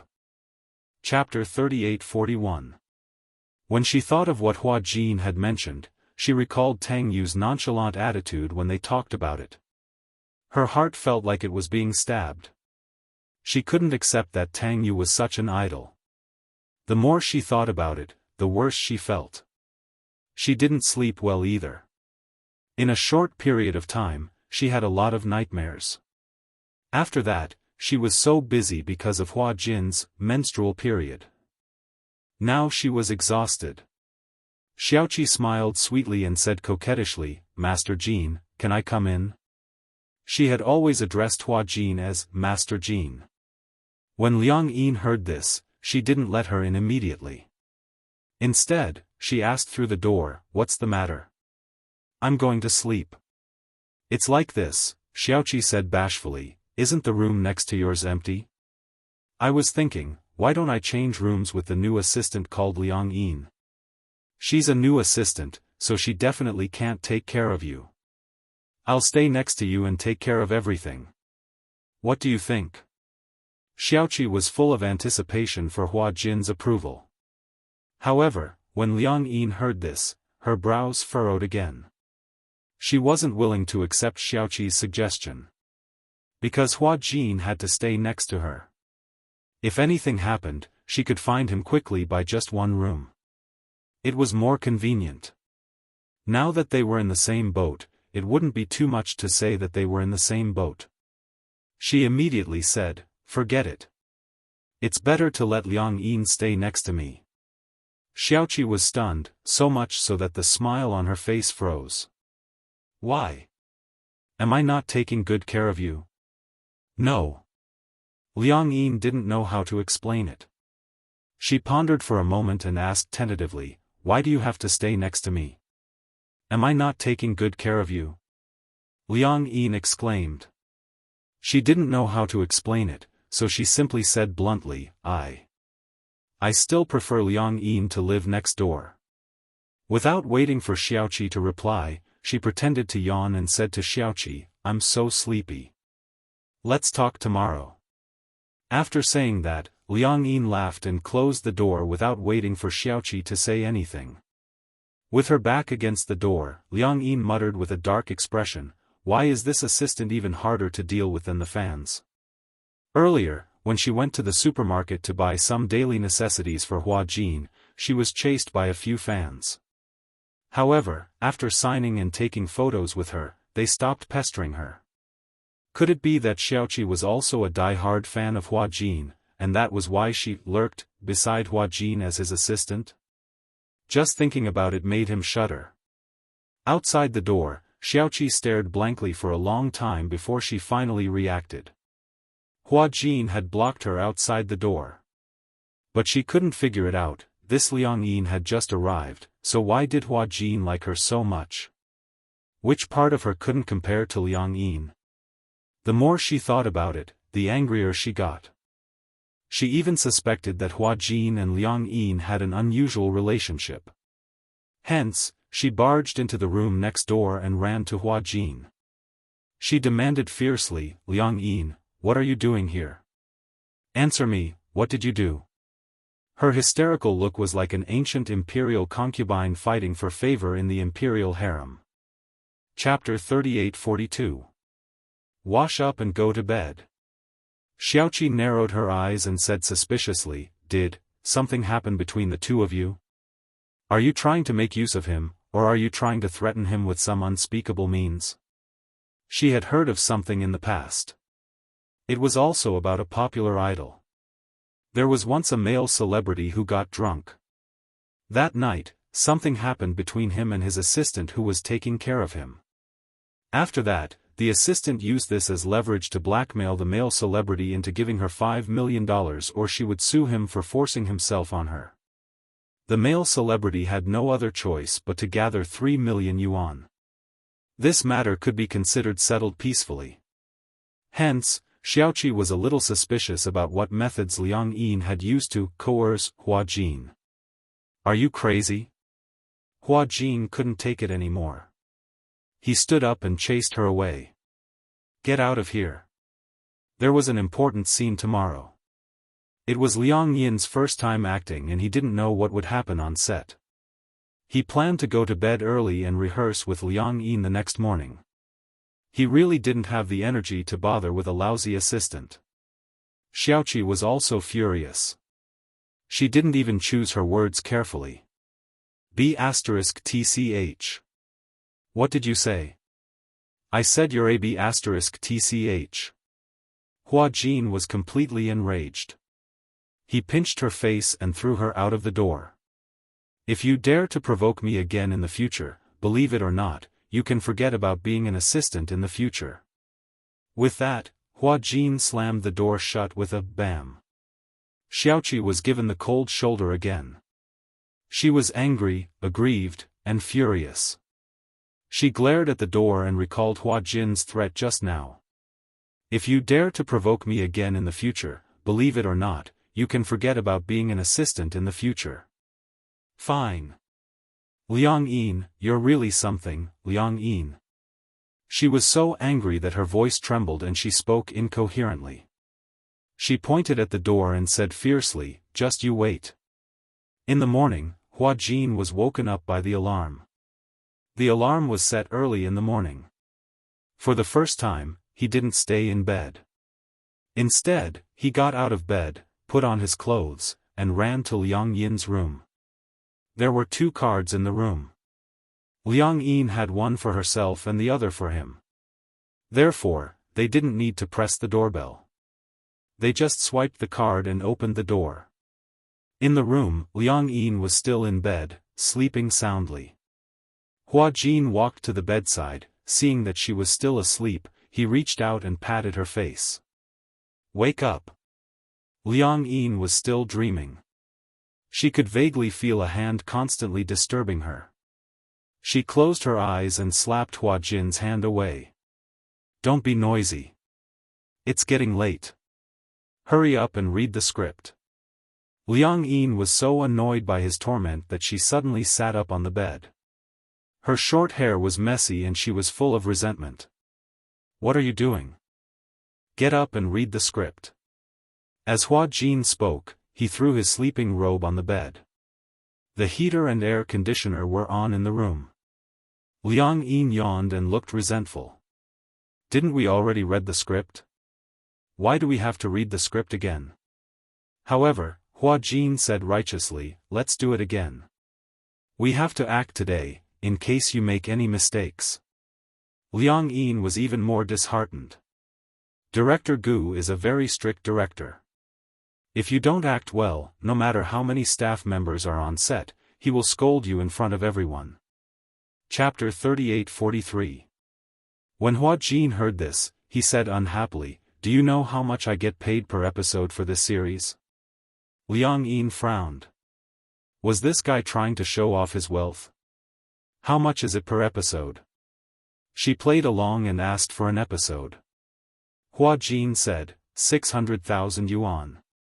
6. Liang Yin choked on her saliva. She spread out her hands and did some mental calculations. 600,000 yuan per episode.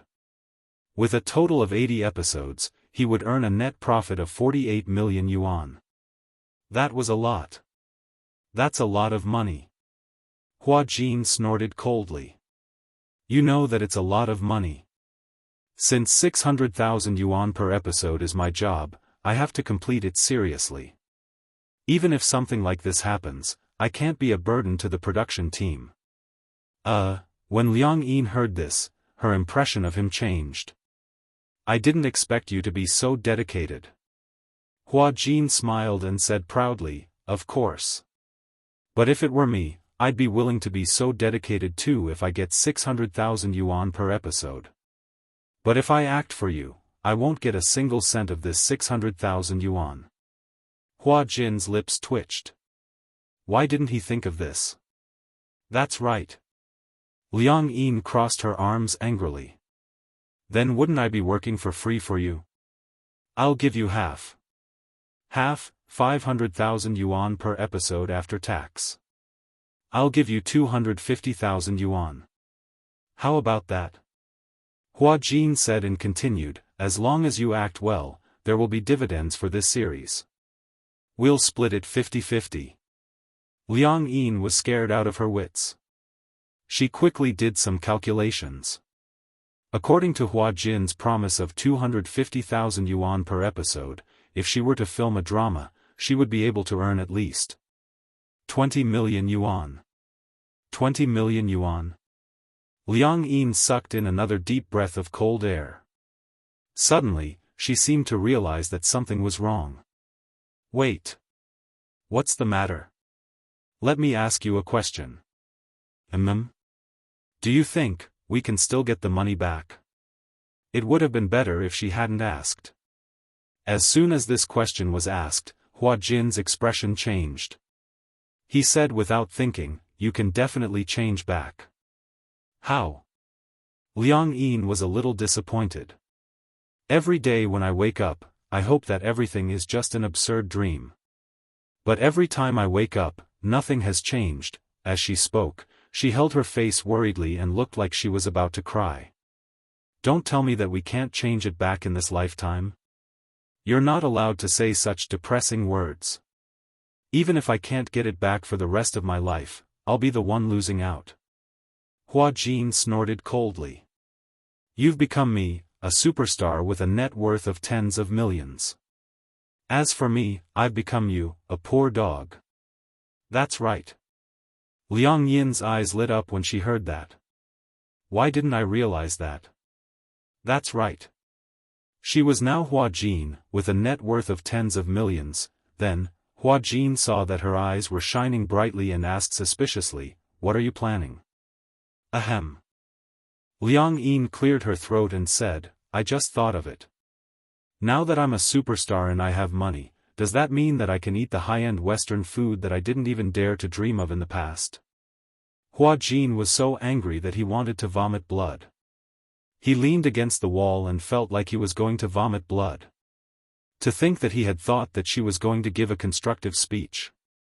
Now that she was a superstar with a net worth of tens of millions, all she could think about was high-end Western food? Chapter 38-44. Get up. As Hua Jin spoke, he placed his hands under her armpits and tried to drag her off the bed like he was carrying a doll. However, Hua Jin was wrong about one thing. The Liang Yin in front of him had already become a 1.8-meter tall man, while he himself was only about 1.6 meters tall.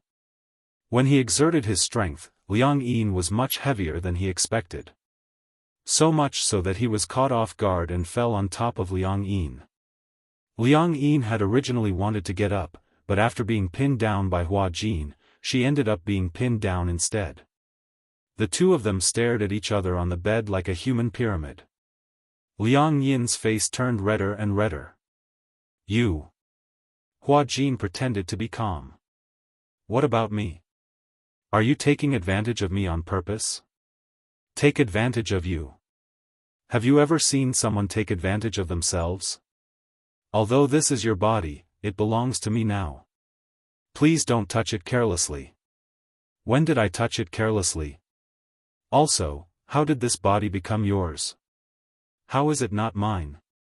Then does that mean this body of mine is also mine? Do I have the right to touch it as I wish? You?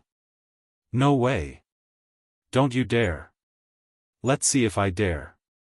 After the two of them fooled around for about half an hour, Liang Yin finally finished washing her face and brushing her teeth. She then sat on the edge of the bed. Hua Jin and Liang Yin began to go through the script. It had to be said that although Liang Yin's script skills were not very professional or deep, she was much better than the average new actor who had not received any professional training. This was probably the legendary talent, right? Hua Jin was sure. If she had a noble person to guide her properly, she would definitely be quite accomplished in acting. Hua Jin. It's your turn to say your lines. Hua Jin was clearly distracted. When he came back to his senses, he forgot what to say and hurriedly looked at the script in his hand.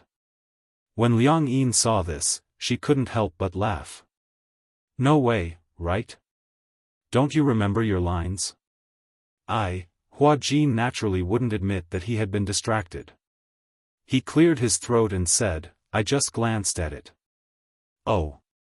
While Hua Jin was sneaking glances at the lines, Liang Yin was sizing him up from time to time. When he was serious, it gave people a good feeling. Liang Yin suddenly felt that her previous impression of Hua Jin was too biased. Actually, this guy wasn't bad at all. Other than the fact that he was sometimes a little arrogant, a little sharp-tongued, and always teasing people, he was actually a pretty good man. Liang Yin suddenly reacted and realized what she was thinking.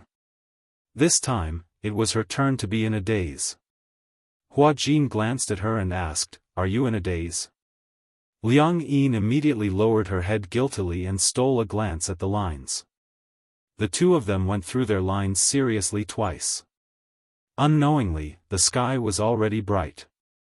Seeing that it was getting late, Hua Jin said, Let's go. Where are we going? To the set. So early? Liang Yin glanced at the time and saw that it was only 7 in the morning. She was a little surprised. It's still so early. Makeup takes 2 hours. What do you think? Hua Jin didn't allow her to explain. He grabbed her collar and walked to the cloakroom. Hurry up and change.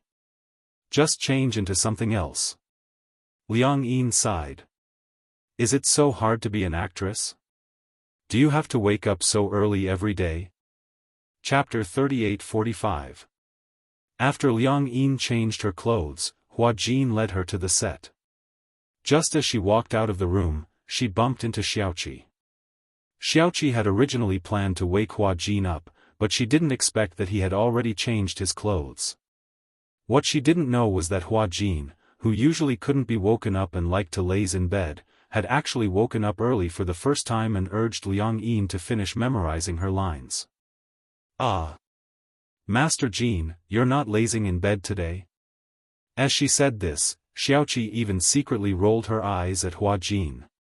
She obviously didn't know that the Liang Yin now was Hua Jin.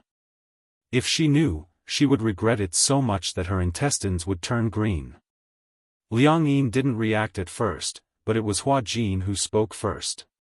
Today, I'll accompany Master Jin to the set. You can stay in the hotel and play. When Xiaoqi heard this, she felt indignant. Usually, when Hua Jin was on set, she was the one who took care of him. Whenever Hua Jin was filming, which day didn't she wake up early and keep busy? Xiaoqi said exasperatedly, How do you know how to take care of people? I'll take care of Master Jin. Hua Jin was speechless. This Xiaoqi, he didn't realize it before, but now it seemed that she was really quite annoying.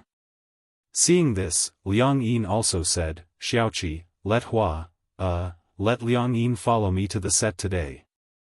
Hua Jin hooked his arm around Liang Yin's shoulder as if he was driving her away.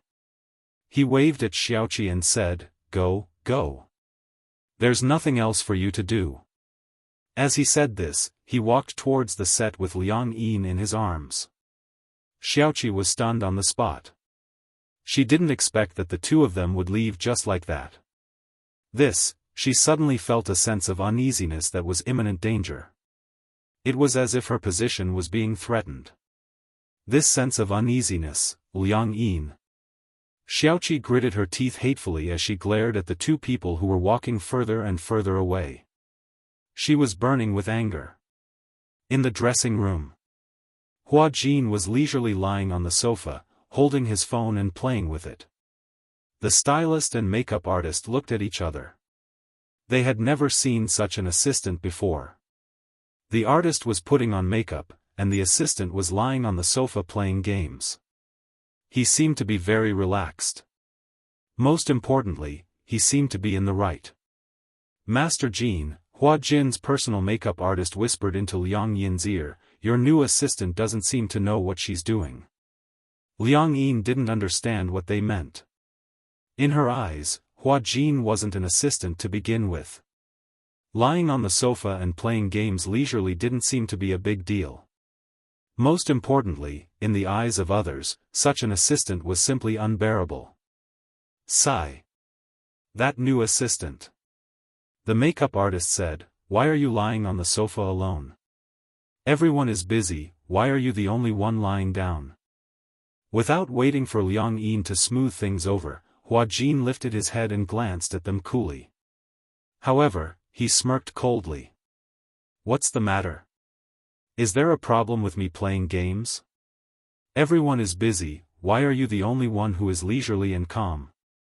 Hua Jin looked around and saw that in the dressing room, all the stylists and hairstylists were looking at him strangely. He locked the screen of his phone and stood up expressionlessly. However, he smiled disdainfully. Everyone is busy because everyone is working. Isn't that normal? If you're paid, you should work hard, right? Chapter 38-46. Did he have to stand there stupidly in order to be considered serious about work? No, that wasn't serious. That was self-abuse. Why did he have to stand there stupidly instead of lying down on the comfortable sofa? Hua Jin naturally wouldn't treat himself badly. However, the bystanders had obviously misinterpreted his words. "It's good that you know." The makeup artist snorted. "Go to that cabinet and get the hair clip for me." Hua Jin sneered but pretended not to hear her. "Don't you understand what I'm saying?" The makeup artist especially couldn't stand his arrogant look and was deliberately making things difficult for him. "I asked you to get the hair clip. You are the makeup artist and this is your job. My job is to listen to my artist's orders and serve tea and do some chores. Why should I do your work for you?" Everyone was stunned. Hua Jin added, "Do your own work." Everyone was even more stunned. Liang Yin, on the other hand, kept her head down, unwilling to participate in such a war. "Is the makeup done?" The set keeper came to rush them. The makeup artist and stylist didn't care about targeting them and hurriedly did the makeup. Hua Jin walked over and saw that Liang Yin's face seemed to be lacking something. Hence, he picked up the lipstick and dipped it in a lip liner and added a thin line at the end of her eyes. With just one stroke, this coquettish aura was completely natural. Her eyes were like silk and she was very charming. Liang Yin glanced at the mirror. Hua Jin's stroke was undoubtedly the icing on the cake and made a big difference. "Do you know how to do makeup?" "Yes, I learned a little." Hua Jin put down the lipstick and urged, "The set keeper is here to rush us. We have to go to the set now." "Okay." Liang Yin stood up.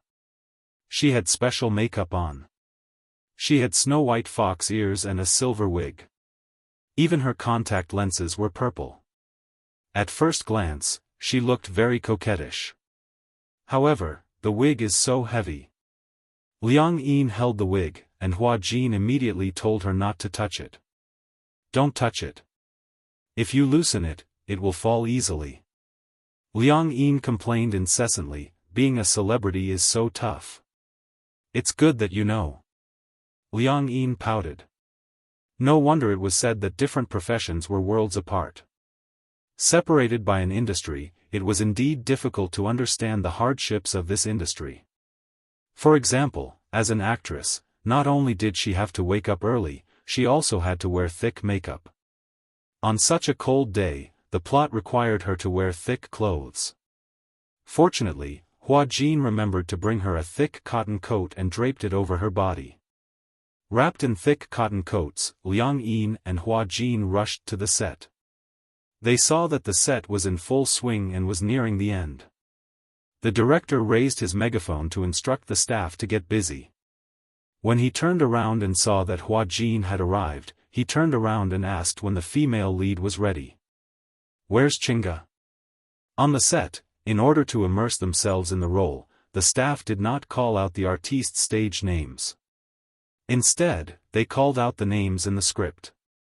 This way, the immersion would be stronger. When it was time to go on stage, Liang Yin began to feel nervous. She looked at the complicated camera positions and all kinds of messy settings. Because it was a fantasy drama, many of the scenes were green screens used for special effects in post-production. Many of the props that looked high and mighty in TV dramas were no different from ordinary cosplay stage plays in real life.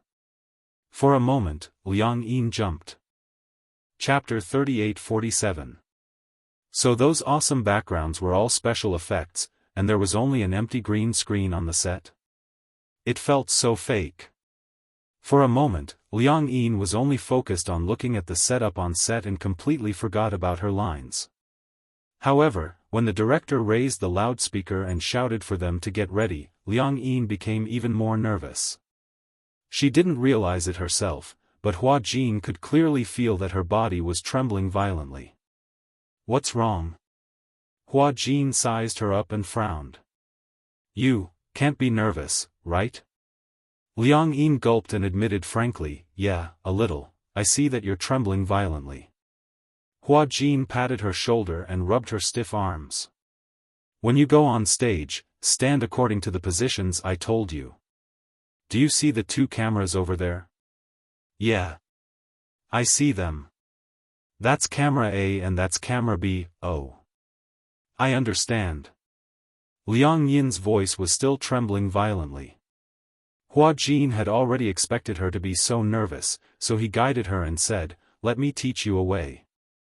"What way?" "Whether it's the director, the crew, the cameraman, or the waiting actors below the stage, you can just treat them as short winter melons." "Pfft, it's hard to imagine." "Actually, there's no difference between going through the script with you on set and in the room. You just have to immerse yourself in it." Hua Jin gave her a rare compliment. "Actually, your acting is very good. As long as you immerse yourself in it, there won't be any problems." "It's different." "What's different?" "Hey, when we were in the hotel, there were only the two of us in the room, right?" Hua Jin nodded. "But there are so many people here." At a glance, the director, staff, as well as the various actors and actresses, totaled up to a few dozen people. There were so many people watching her act, how could she not be nervous? Hua Jin broke out in cold sweat. "That's why I asked you to imagine them as short winter melons. I really can't imagine it. It's over. It's over." Liang Yin was a little restless. "We're about to go on stage. What if I mess up? I think that director is really fierce. He doesn't even smile. It's like he's going to eat someone up." "Don't be nervous. The more you think about it, the more you can't get into the zone. Now, follow my thoughts." Hua Jin coaxed her gently. "Relax, take a deep breath. Take in a breath of cold air. Again, phew, alright, relax slowly and expel all the air in your abdomen, phew, vomit slowly." Hua Jin asked expectantly, "Did you relax a little?" Liang Yin looked like she was about to cry. "What should I do? I'm even more nervous now." Before Hua Jin could enlighten her further, the field clerk rushed over. "Master Jin, the director is urging you." Liang Yin looked at Hua Jin for help. "What should we do? What should we do?" Chapter 38-48. Liang Yin still looked a little hesitant. Seeing this, Hua Jin couldn't stand it any longer. Thus, he gave her a strong dose of alcohol. "If you perform well, I'll treat you to the most expensive Western food." In an instant, Liang Yin's expression changed. Really? She instantly looked at Hua Jin as if she was worshipping a great hero. She was moved to tears. Can I really eat the most luxurious Western food? Hua Jin nodded seriously. I'm a man of my word. You don't have to doubt me. Liang Yin was greatly inspired. She stood up emotionally and walked in front of the green screen. From time to time, she would turn around and point at him with an expression, "You promised." Hua Jin was a little helpless. He nodded impatiently and said, "I'm a dog if I lied to you." Everything was ready. Following the director's command, the shoot began. Scene 3, first line. Hua Jin sneaked behind the director and looked into the camera.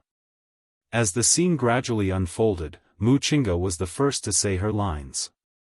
However, when the camera focused on Liang Yin, the director immediately called for a stop.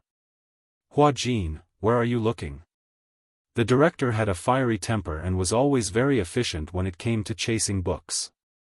When he saw that Liang Yin was looking away from the camera, he exploded in anger. He had already said that he was not in the right state of mind when filming had started. Hua Jin was a veteran artist who had debuted for many years. How could he make such a low-level mistake? Liang Yin was startled by the director's voice. She was still not used to it and was looking for the camera. Being yelled at by the director, she was scared and didn't know what to do. Hua Jin was used to it.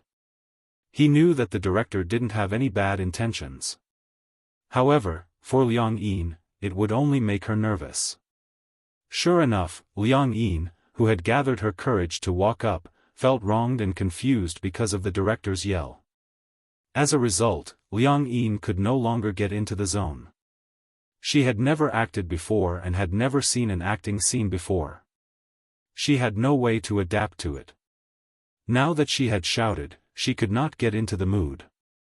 Moreover, she was extremely nervous. Because she couldn't get into the mood, the director shouted more than 10 NGs in a row. He flew into a rage and scolded Liang Yin badly. After all, she was a girl and was thin-skinned. Being scolded so harshly in front of so many people, Liang Yin's expression became more and more unbearable. The more nervous he was, the harder it was for him to get into the zone. As time went on, the situation became worse. Once or twice would have been fine, but after repeated occurrences, the director finally exploded. "Hua Jin, do you still want to act? Why are you looking around? What are you looking for? What are you looking at? Are you trying to ruin my show?" "Huh?" Liang Yin jumped in fright. Her eyes immediately turned red, and tears quickly fell. She covered her mouth as tears streamed down her face. Woo. Hua Jin was dumbfounded. Everyone was dumbfounded. They had never seen Hua Jin cry like that. No man had ever cried like that. He cried like a weak and boneless little girl. God, what was wrong with Hua Jin? Why was he crying like that? The director was dumbfounded and yelled at her, "Why are you crying?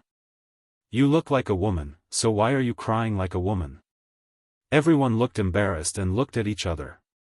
The main character behind them heard this and was furious. Chapter 38-49. Bear with it. He had to bear with it. Although he didn't want to admit it, Liang Yin was crying very delicately. Hua Jin felt aggrieved. His image.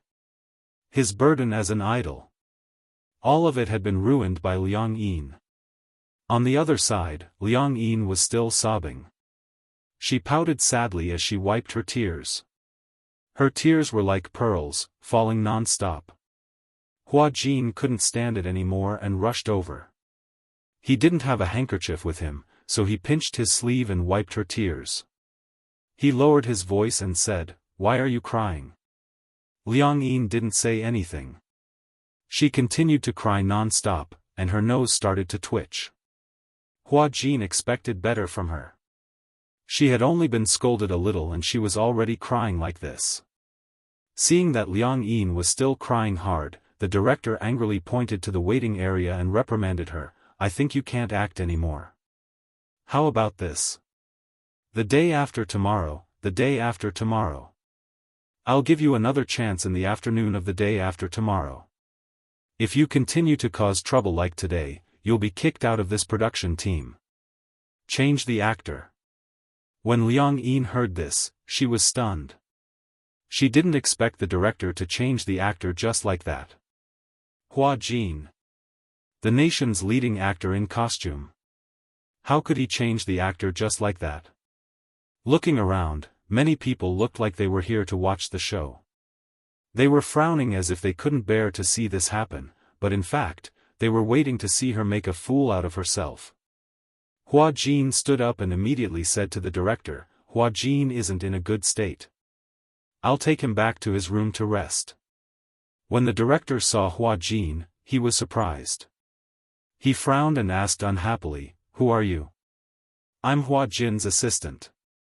Humph, you're not good at acting, but you have a lot of assistants. Hua Jin's expression changed at his sarcastic remark, but he did not say a word. When Liang Yin heard this, she felt indignant for Hua Jin.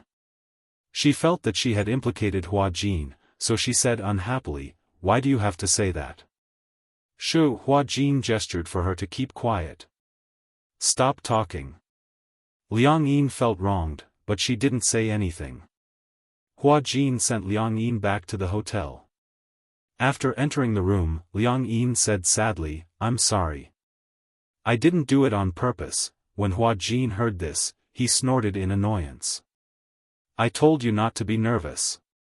In the end, you were so nervous that you didn't even have time to say a single line. You kept making NGs. Liang Yin bit her lips in grievance, wanting to say something. That's enough. Hua Jin sat on the sofa and said indifferently, There's no high-class Western food. When she heard that there was no Western food, Liang Yin felt even more disappointed. The tears that she had stopped started to flow again. Sob, sob, sob, she cried as if she had suffered a great grievance. Hua Jin was even more confused. Why did she cry even harder when he said that she couldn't eat high-class Western food? It seemed that high-class Western food was more important. Hua Jin walked up to her, squatted down, and pinched her chin. Raising his eyebrows, he said, Then, I'll take you to eat Western food. Act well for the next scene, okay? This okay was so soft that Liang Yin was stunned. She asked worriedly, If I don't act well, will the director really change me? Chapter 3850. When Liang Yin heard this, she nodded as if she understood. However, when she recalled that Hua Jin wanted to take her to eat Western food, she asked cautiously, Are you really treating me to Western food? Yeah. Liang Yin hugged his shoulders excitedly. Hua Jin, you're such a good person. Hua Jin broke out in cold sweat. Treating someone to Western food made him a good person? This girl couldn't be a foodie, could she? Liang Yin suddenly felt that something was amiss. She glanced at Hua Jin suspiciously and suddenly reached out to touch his chest. She turned pale with fright. You're not wearing that, are you? What does that mean? Bruh, no. Liang Yin's eyes almost popped out of their sockets. What? You're not wearing it? Anyway, you can't tell whether I'm wearing it or not, right? Also, it's uncomfortable to wear it. It feels like my chest is being constricted. But you can't not wear it. Liang Yin was furious. Why was this Hua Jin talking to himself? Luckily, the weather was cold and he was wearing more clothes, so it couldn't be seen. Liang Yin urged him, Hurry up and put on your bra. Hua Jin was a little unhappy. Do I have to wear it? Of course. If you don't wear it, I'll run naked in front of you and help you make the headlines. Hua Jin was stunned. This girl was so ruthless. Hua Jin surrendered. Okay, I got it. I'll put it on now. With that, Hua Jin went back to his room. Half an hour later, he came back. Liang Yin deliberately touched his chest and checked to make sure that he was wearing it before she withdrew her hand. Hua Jin pushed her hand away in disdain and blushed inexplicably. Don't touch me. This is my body. What do you mean by touching me? Hua Jin said awkwardly, it feels weird to have my chest touched. As he spoke, he touched it again. Hey, you're not allowed to touch me. Liang Yin grabbed his hand and asked suspiciously, tell me the truth.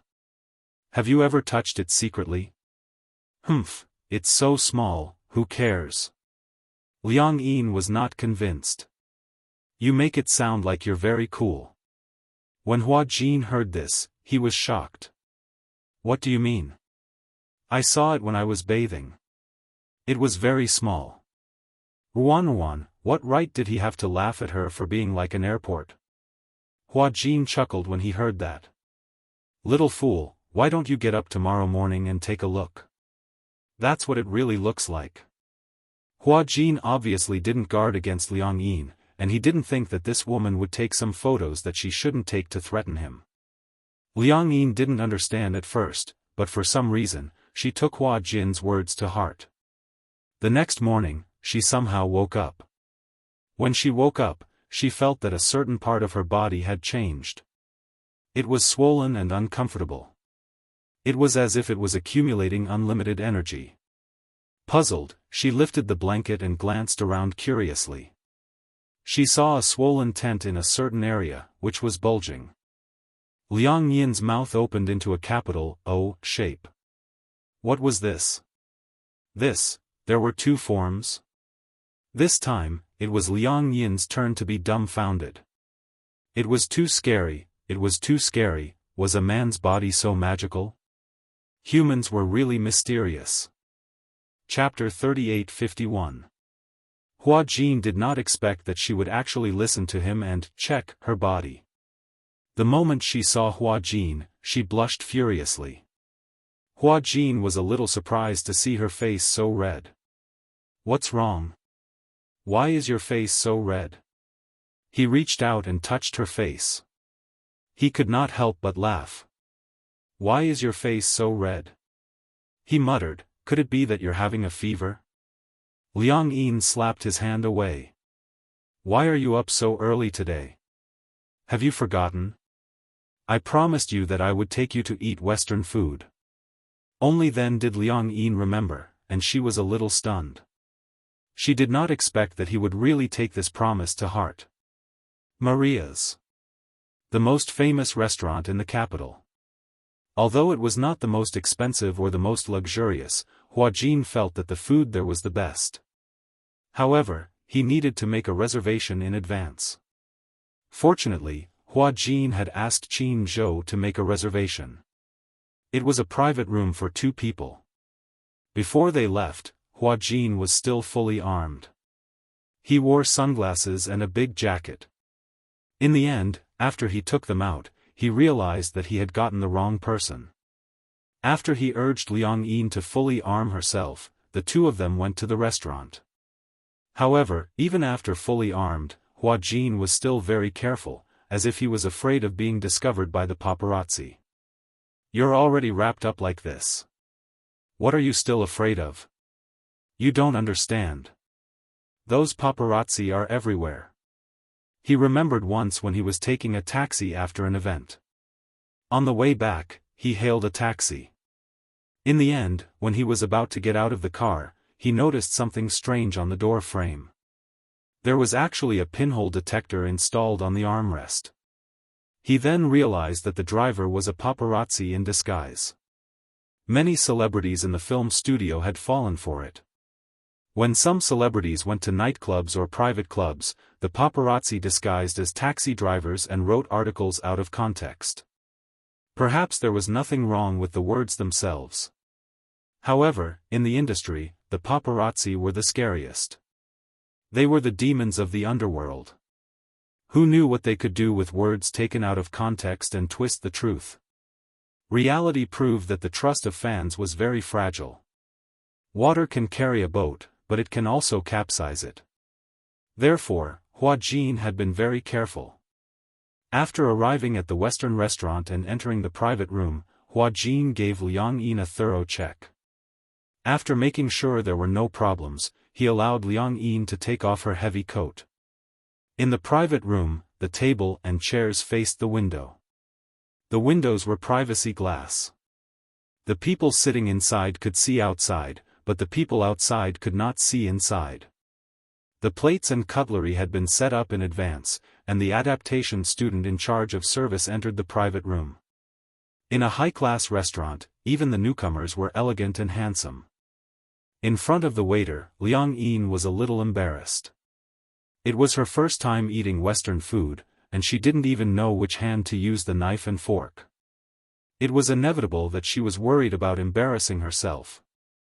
Hua Jin could tell at a glance, so he took out his wallet and gave the waiter $100, saying, "We don't need your service here, thank you." The waiter took it with a smile and slowly retreated. Liang Yin was touched by his thoughtfulness. She smiled. This smile was incomparably warm. "Do you know, this is my first time eating Western food with a guy?" It was just like a date. However, she didn't say the second half of her sentence. When Hua Jin heard it, he was inexplicably surprised. He noticed Liang Yin's choice of words.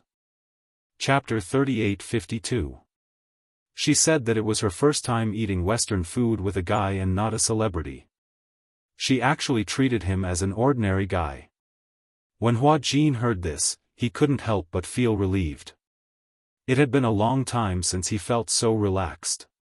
After debuting for so long, it seemed that very few people looked at him as an ordinary guy. He didn't have to act like an idol anymore. Hua Jin leaned lazily against the back of the chair and crossed his arms. He was a little puzzled. "Have you dated before?" "What? Have you dated a guy before?" When Liang Yin heard this, she said, "No, I've never had a boyfriend before." "Then, just treat this as your first date." Liang Yin teased, "You're not my boyfriend. Besides, eating with a girl doesn't count as a date, right?" Hua Jin snorted haughtily and pressed the dinner bell. Ding! Ding! The desserts were served one after another. 2 corn stews, coupled with crispy bread and toast, were rich and delicious. Liang Yin had been observing Hua Jin. She had never eaten high-class Western food before, so she was at a loss for what to do with the dessert. Hua Jin understood her predicament. Hence, he took a piece of toast with his bare hands and dipped it in the corn stew. When Liang Yin saw this, she immediately followed suit and dipped the toast in the corn stew. The originally crispy toast was immediately softened by the stew and the rich fragrance filled her mouth. Wow! Liang Yin's face was full of satisfaction. Delicious! Delicious food could really bring happiness. Just a piece of French toast was enough to sweep away all of Liang Yin's gloominess on the set. All of her disappointment and sadness were swept away. Hua Jin was a little dumbfounded. It was just a piece of toast. Was there a need to be so exaggerated? The waitress quickly brought over the thin crispy pizza. Hua Jin cut a slice for her and Liang Yin took a bite. Seeing that expression of enjoyment, Hua Jin didn't know whether to laugh or cry. It turned out that sometimes, happiness was such a simple thing. Even if it was just a bowl of corn soup. Liang Yin said enviously, "You can eat such delicious food every day. I'm jealous." Hua Jin looked at her and said meaningfully, "I envy you. You can be so happy because of a bowl of corn soup." Liang Yin froze for a moment. She understood the hidden meaning in Hua Jin's words. She lowered her head and looked at the corn soup beside her. She sighed and said, "Because I've never eaten anything so delicious." "Really? It's because you haven't had it before that you cherish it and feel happy. It's precisely because you can't obtain something with your own ability that it's so precious." Liang Yin continued, "When I was young, I was especially envious of a neighbor's child. Her parents were divorced, and no one took care of her since she was young. She was alone and could play as long as she wanted, even until the sky turned dark. She had never been criticized for not doing her homework or failing her exams. But later, when it was my turn, I began to envy the other students in the class. They had a father and a mother. When they returned home, the family of 3 was really very warm. As Liang Yin spoke, she sighed. Chapter 38:53. Hua Jin was a little surprised. I didn't expect you to say something so profound. I've always thought that you were a simple-minded person. Liang Yin looked at him exasperatedly but didn't say anything. The steak was served. It was medium-well sirloin steak and there were some traces of blood. Liang Yin looked at the traces of blood and asked, "How well done is this?" "It's medium well." "Isn't it too rare?" "No, the meat of a well-done steak is very tender." With that, Hua Jin took the steak from her hand and handed it to her. Liang Yin thought that he had snatched her steak away and glared at him resentfully. She looked as though she wanted to say something. Hua Jin glanced at her and cut the steak bit by bit into the shape of ribs. He knew very well which part of the steak was harder to chew, so he cut this part into cubes. After he had cut the steak into small pieces, he handed it back to her. When Liang Yin saw this, she was a little surprised by his gentlemanly side. So the reason why he had brought the steak over without a word was so that he could cut it into small pieces for her? Liang Yin was a little flattered. Why did she have an inexplicable feeling? Now that the two of them were sitting in a Western restaurant, they actually looked like a couple on a date. Hua Jin looked at her meaningfully. How would he know what she was thinking? He saw that she had her head lowered and was staring at the steak nervously. Her face was a little red. Hence, he thought that the heater in the room was too high and walked over to lower the temperature. When he returned to his seat, he said something that was so rare and precious. "Give me a good performance on set tomorrow." Liang Yin was speechless. Hua Jin glanced at her in disdain. "I'm treating you to such a classy Western meal. You can't bear to get me kicked out of the set, right?"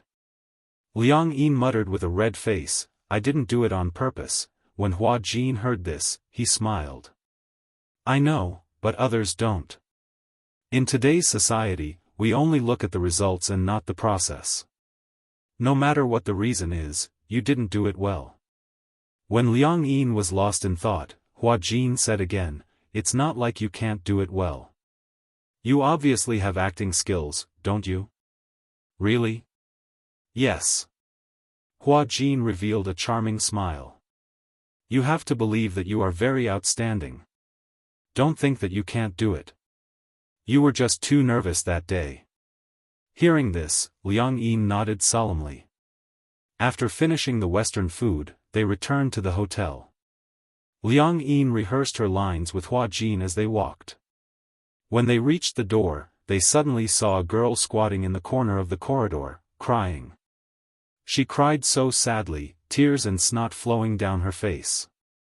When Liang Yin saw this, she was just about to walk up when Hua Jin immediately stopped her. "What are you doing?"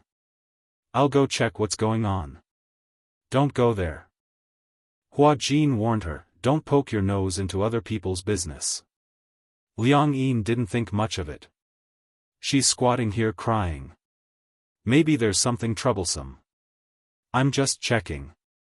As she said this, she pushed Hua Jin aside and walked to the girl's side. She squatted down and asked, "What's wrong?" The girl was originally immersed in her sadness. When she heard Liang Yin's sudden voice, she was a little shocked. When she saw that it was Hua Jin, she was shocked and couldn't stop crying. She cried even harder. Liang Yin wanted to help her up, but when she finally managed to do so, an entire piece of paper fell to the ground. "What is this?" Chapter 38:54. When Liang Yin picked up the piece of paper, she realized that it was a medical report issued by the hospital. When Hua Jin saw it, he immediately walked over and took the report from her hand. He glanced at it and realized that it was a pregnancy report. Hua Jin was shocked and asked warily, "Who are you looking for?"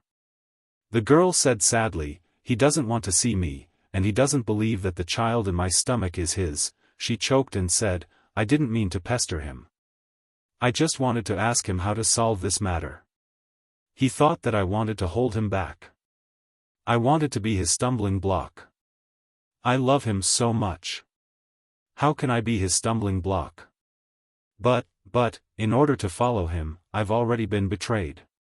Now, how can I still have the face to go home?" Sob. The girl looked very delicate and pretty. She had a very cute face, as if she had walked out of a manga. Such a cute girl, but now she was in such a sorry state. Hua Jin quickly understood what was going on. "You're pregnant?" The girl covered her face in despair and let out a suppressed sob.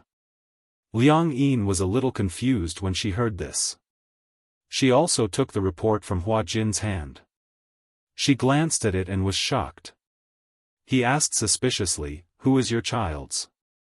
I can't say," the girl cried. "I can't hurt him, I can't hurt him," she cried incoherently, and no one knew what she was saying. Liang Yin was baffled by what she heard. Hua Jin understood. "Does Tang Yu know about this?" Liang Yin looked at him in surprise. Why did Hua Jin suddenly mention Tang Yu's name? Could it be that he was testing something? The girl's shoulders stiffened. Hua Jin immediately understood that he had guessed correctly. The child was indeed Tang Yu's. Tang Yu's room was on the same floor as his. And this girl was holding the pregnancy report and squatting here crying so desperately. Then, Hua Jin guessed that this girl must have something to do with Tang Yu. What should I do, what should I do? The girl trembled with fear. Hua Jin suddenly took Liang Yin's hand and said to her, "Let's go. Don't bother about her, lest you get into trouble." Liang Yin, on the other hand, was a little worried. She looked around and couldn't bear to leave her here. It's not good for her to be here alone, is it?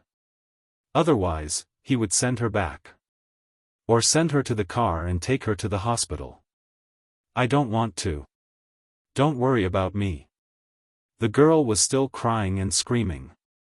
She didn't seem to appreciate it. Although Liang Yin couldn't bear to leave her like this, Hua Jin told her not to care, so she didn't care too much. Hua Jin pulled Liang Yin back to the room. After that, he told her to stay in the room and read the script. Liang Yin asked him where he was going. He said that he was going to call the hotel manager to deal with the girl. Liang Yin's heart warmed when she heard that. Although Hua Jin told her not to meddle in other people's business on the surface, he wasn't as cold as she had imagined. Go ahead. Hua Jin left the room. Liang Yin recalled the scene of the girl squatting in the corner crying and felt a little sad. Was that girl really pregnant with Tang Yu's child? It sounded like Tang Yu didn't admit it and refused to let her in. How could Tang Yu be so cruel? Chapter 38:55. Liang Yin never thought that Tang Yu was such a cold man. Just when Liang Yin was lost in her thoughts, Hua Jin came back. She stood up nervously. Where's the girl? Did she go back? Hua Jin shook his head. When I walked to the elevator, I didn't see her. I went to the front desk, and the manager didn't say he saw her. Did she leave? How is that possible? Hua Jin said. The manager stood at the hotel entrance and said he didn't see the girl. I went to the back door, and the security guard there also said he didn't see her. That's strange. Liang Yin doubted. She couldn't have gone into Tang Yu's room, right? Hua Jin nodded. It's possible. Tang Yu isn't stupid. He knows that if this matter gets out of hand, it'll be bad for him. He can't just let it go. If it gets out of hand, he's now on the rise. It wasn't easy to get this opportunity. He definitely won't make any negative comments at this juncture. If something goes wrong, the investors behind him will want to kill him. Investors? Don't you know? Nowadays, all the popular artists have investors behind them. Liang Yin shook her head blankly.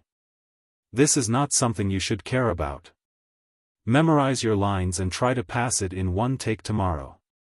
Liang Yin muttered, I already know my lines. I don't think you're proficient enough. Liang Yin didn't say much, so she obediently picked up the script and memorized it seriously. She tried her best to forget what had just happened and immersed herself into the script. It wasn't until very late that Liang Yin closed the script and went to bed. She had promised Hua Jin that no matter what, she must pass this scene smoothly. She was already familiar with the lines. She couldn't recite them backwards, but she could memorize them thoroughly. As long as she could overcome her nervousness and cross this hurdle, everything else would be nothing. When Hua Jin entered the room, she had already washed up and was ready. Liang Yin rushed to the set and was ready to go on stage. Just as she was preparing herself, she vaguely heard people talking about it. Have you heard? Last night, someone committed suicide by jumping off the rooftop of the hotel. Really? It's true. I heard that she jumped from the rooftop and landed on it. I heard that she didn't die on the spot. She crawled from the place where she fell to the door, but the door was locked from the inside. The girl was sitting there with her blood flowing like a river. She was only discovered in the early morning. Isn't it too tragic? Why do you have to take it so hard? That's just hearsay. Early in the morning, when I was about to come to the set, I saw the ambulance arrive. It carried the body away from the side door. I heard that the hotel doesn't allow people to go through the main entrance. It's too unlucky. They were still muttering behind his back. Liang Yin turned around and glanced at them, only to see that they immediately shut up and lowered their heads. They didn't dare to talk anymore and were busy with their own things. As soon as Hua Jin returned to the resting area, Liang Yin anxiously pulled him back. Did you hear about what happened this morning? What happened? A girl committed suicide by jumping off a building. Liang Yin was a little worried and doubtful. Could it be the girl from yesterday? Hua Jin didn't know whether to laugh or cry. Why are you so concerned about her? After all, she was fine when I saw her yesterday. Now that I hear about it, I can't help but sigh. Chapter 38:56. Hearing this, Liang Yin nodded. Hua Jin walked to the side and made a phone call. He looked around and realized that Tang Yu wasn't there. He immediately sensed something fishy. Tang Yu wasn't on set?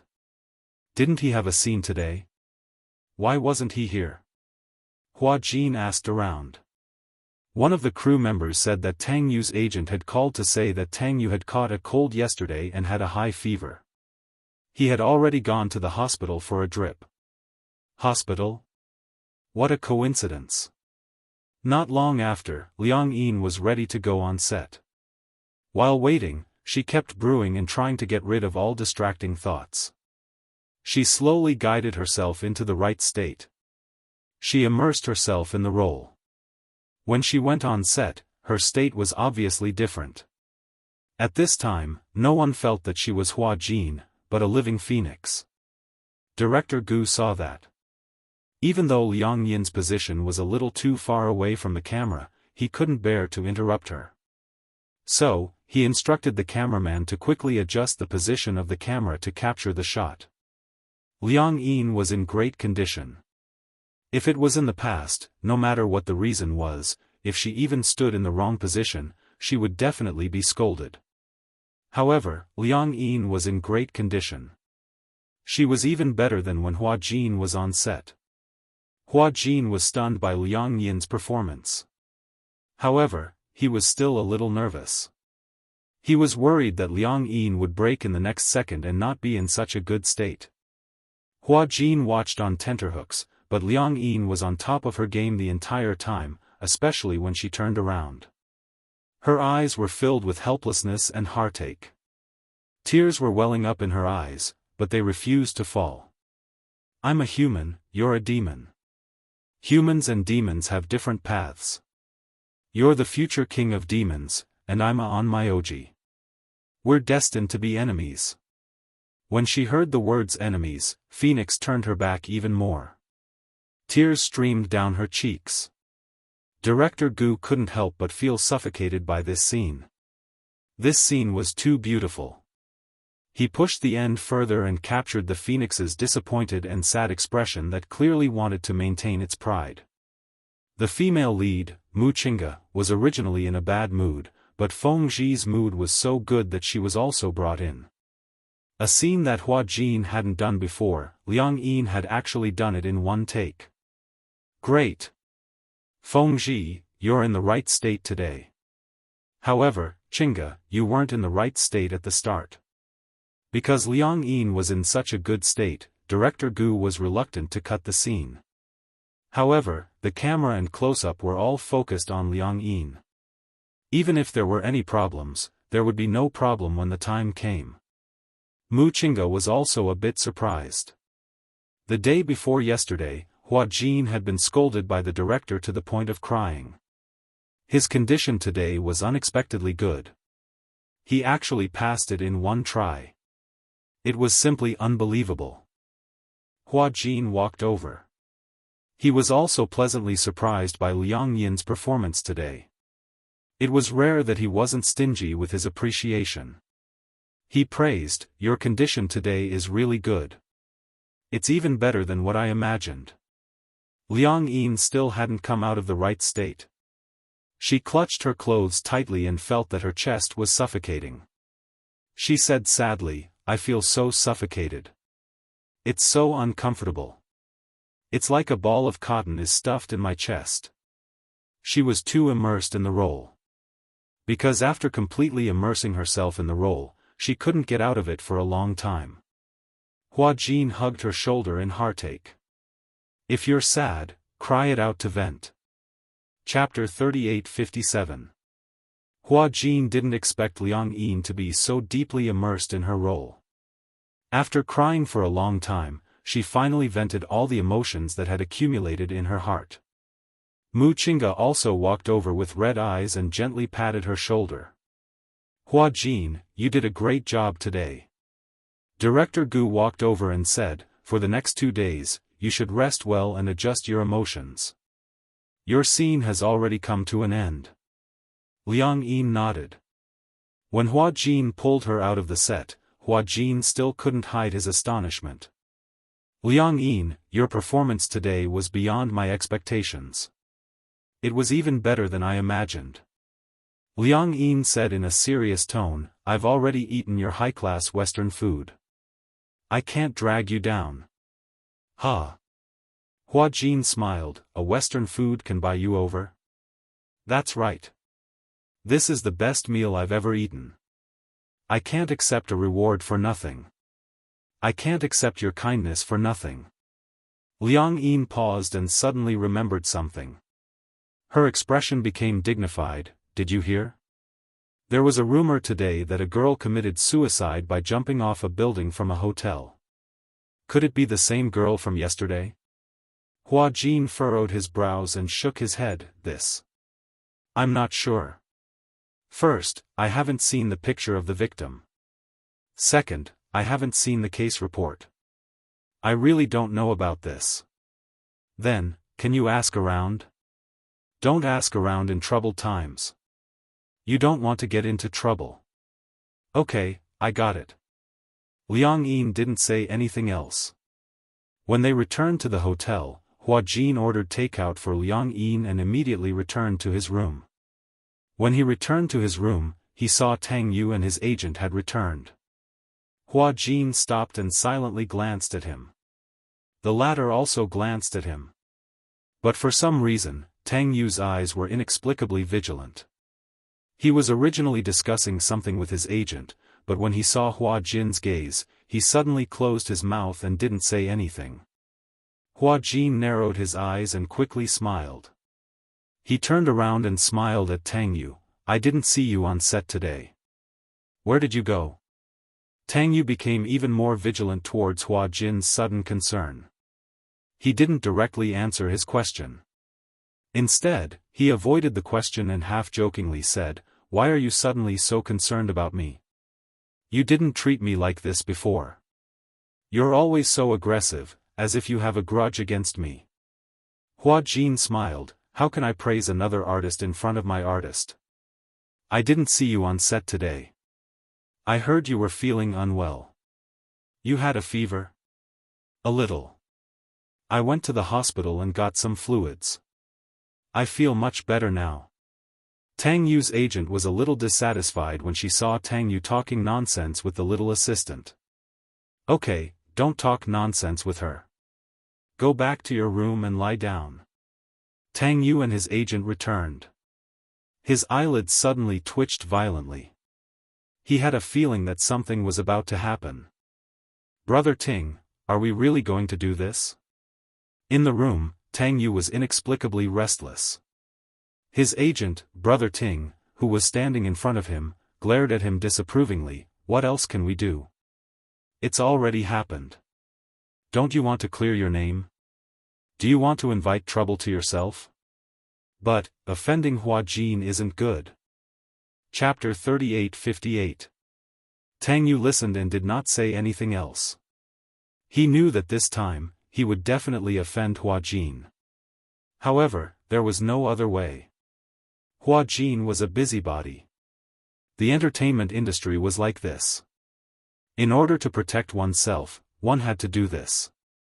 It's not like I didn't remind you before. You must be clear about the relationship between a man and a woman. Moreover, you were almost caught by the paparazzi many times. Remember, you are no longer who you used to be. Now, you are a commodity. A commodity that is being promoted. If your reputation is ruined because of these things, can you afford to pay the penalty? If something like this happens again in the future, I will definitely not care about you anymore. I will let you fend for yourself. Tang Yu froze when he heard this. He braced himself and said, Understood, Brother Ting. Alright, rest early. Tang Yu suddenly stood up nervously. Brother Ting, are you sure it's okay? Hua Jin is Qin Zhou's man. Qin Zhou is a senior executive in Huanyu. Huanyu is backed by Shengyu. Are you sure we can win? Don't worry. We won't fight to the death with him either. After all, it's just a way to divert the public's attention. Although Tang Yu was still a little worried, he nodded. The next day. Early in the morning, a piece of news dominated the headlines of all the major entertainment websites. Hua Jin's underground relationship exposed. Pregnant girlfriend jumped off a building, 2 lives lost. Popular young actor scandal exposed. Mysterious girl jumped off a building at the hotel where the Demon-eyed crew stayed. Before the incident, the victim was suspected to have negotiated with Hua Jin and had a dispute, which became the fuse. Early in the morning, this piece of news was undoubtedly a blockbuster for the entertainment industry. It set off a storm. Many media outlets pointed to Hua Jin. Hua Jin had an underground lover. Pregnant and jumped off a building. This piece of news was simply shocking. In front of the public, Hua Jin's image had always been that of an innocent idol. He was very popular and popular with the audience. With his beauty that was prettier than a woman's, he had won a huge fan base. He was one of the few high-quality idols in the entertainment industry who had both fans and audience. Everyone in the industry saw him as the next Gu Xingzi. Gu Xingzi was no longer around. In the entertainment industry, Gu Xingzi used to be the ruler of the entertainment industry and his popularity was high. After his death, it was difficult to find a successor for the time being. However, many people believed that before the next Gu Xingzi appeared, Hua Jin would be the one to take over the role. However, when such a handsome idol was involved in such a shocking scandal, not to mention the fans, even the public who weren't fans couldn't believe it. How is that possible? How could Hua Jin have an underground relationship? He must have gone to the set to promote himself again. Previously, some unscrupulous film crews actually created rumors about Unspoken and Hua Jin in order to increase their exposure. Ever since they were warned by Unspoken's husband, they deleted the news overnight, clarified and apologized. They didn't dare to do it again for a long time. Now that the scars have healed, they've forgotten the pain. I heard that Hua Jin and Yun Shishi are siblings. How dare they bully our Master Jin? They're obviously trying to offend Shengyu and Huanyu. Chapter 3859. The news reported that a girl jumped to her death at the hotel where Demon Eyes was staying. Although it looked like an insignificant report, for some reason, all the media outlets and Weibo marketing accounts pointed the finger at Hua Jin. They even said that the girl's suicide was related to him. Some media outlets released insider information that the girl and Hua Jin were lovers and that the girl was Hua Jin's fan. In an instant, the news of Hua Jin sleeping with a fan spread like wildfire. On the internet, there was also a storm. Hua Jin sleeping with a fan? What kind of joke was this? None of the fans believed it. There were even some extreme fans who humiliated the girl, saying that she was the disgrace of the fans and that she was tarnishing Hua Jin's reputation. Some fans even said that even if Hua Jin slept with a fan, so what? That was a fan's benefit. Even if someone wanted to sleep with him, they didn't have the chance. They even said that the girl must be risking her life to tarnish Hua Jin's reputation. At first, the passers-by still had a wait-and-see attitude towards this matter. However, no one knew whether these were true fans or the brainless comments of the internet water army, but they put Hua Jin in a whirlpool of public opinion overnight. In an instant, Hua Jin was at the center of the storm.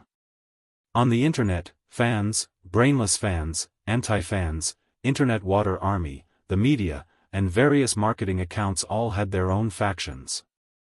They all had their own opinions and were in an uproar. Many fanatical fans rushed to the Weibo of the media outlets that broke the news, insisting that they were tarnishing Hua Jin's reputation. They were making up stories and hurling insults at them. Their original intentions were good. However, the fans' methods were inevitably a little extreme. As a result, the media got hold of their weakness and bombarded them with attacks. Early in the morning, Hua Jin was woken up by Qin Zhou's phone call. Hua Jin, what's going on with that incident? Qin Zhou asked angrily as soon as he opened his mouth. Why did this happen all of a sudden? Hua Jin knew how to deal with things very well. Logically speaking, he would never get into trouble like this. Sleeping with a fan? Lover jumping off a building? 2 lives in one body? What kind of messy news is this? Hua Jin was also confused. He suddenly realized what had happened. It was about that girl. Jump off a building? It was reported by the media? But, what did this have to do with him? How did he get involved? Wasn't this about Tang Yu? Could it be? Could it be that Tang Yu's team is behind this? When Qin Zhou heard this, he was a little suspicious. Is there a conflict between the two of you? It's not really a dispute. It's just that I've been giving him the cold shoulder on set. Why are you giving him that look? I don't like the way he does things. Sleeping with fans and not taking responsibility after sleeping with them.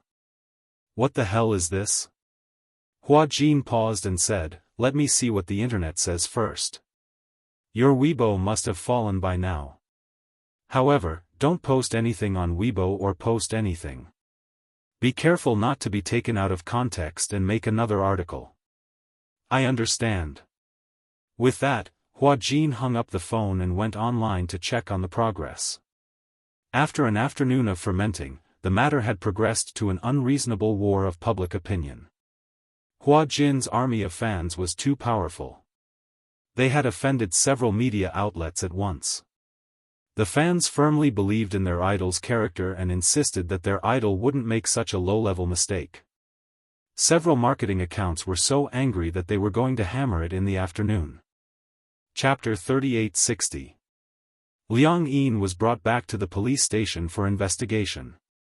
Hua Jin rushed to Liang Yin's room just as Liang Yin was being taken away by the police. The reason was that she was the last person the victim saw before she died. When they saw Hua Jin, the police remembered that he had also appeared in the surveillance footage, so they took him away as well.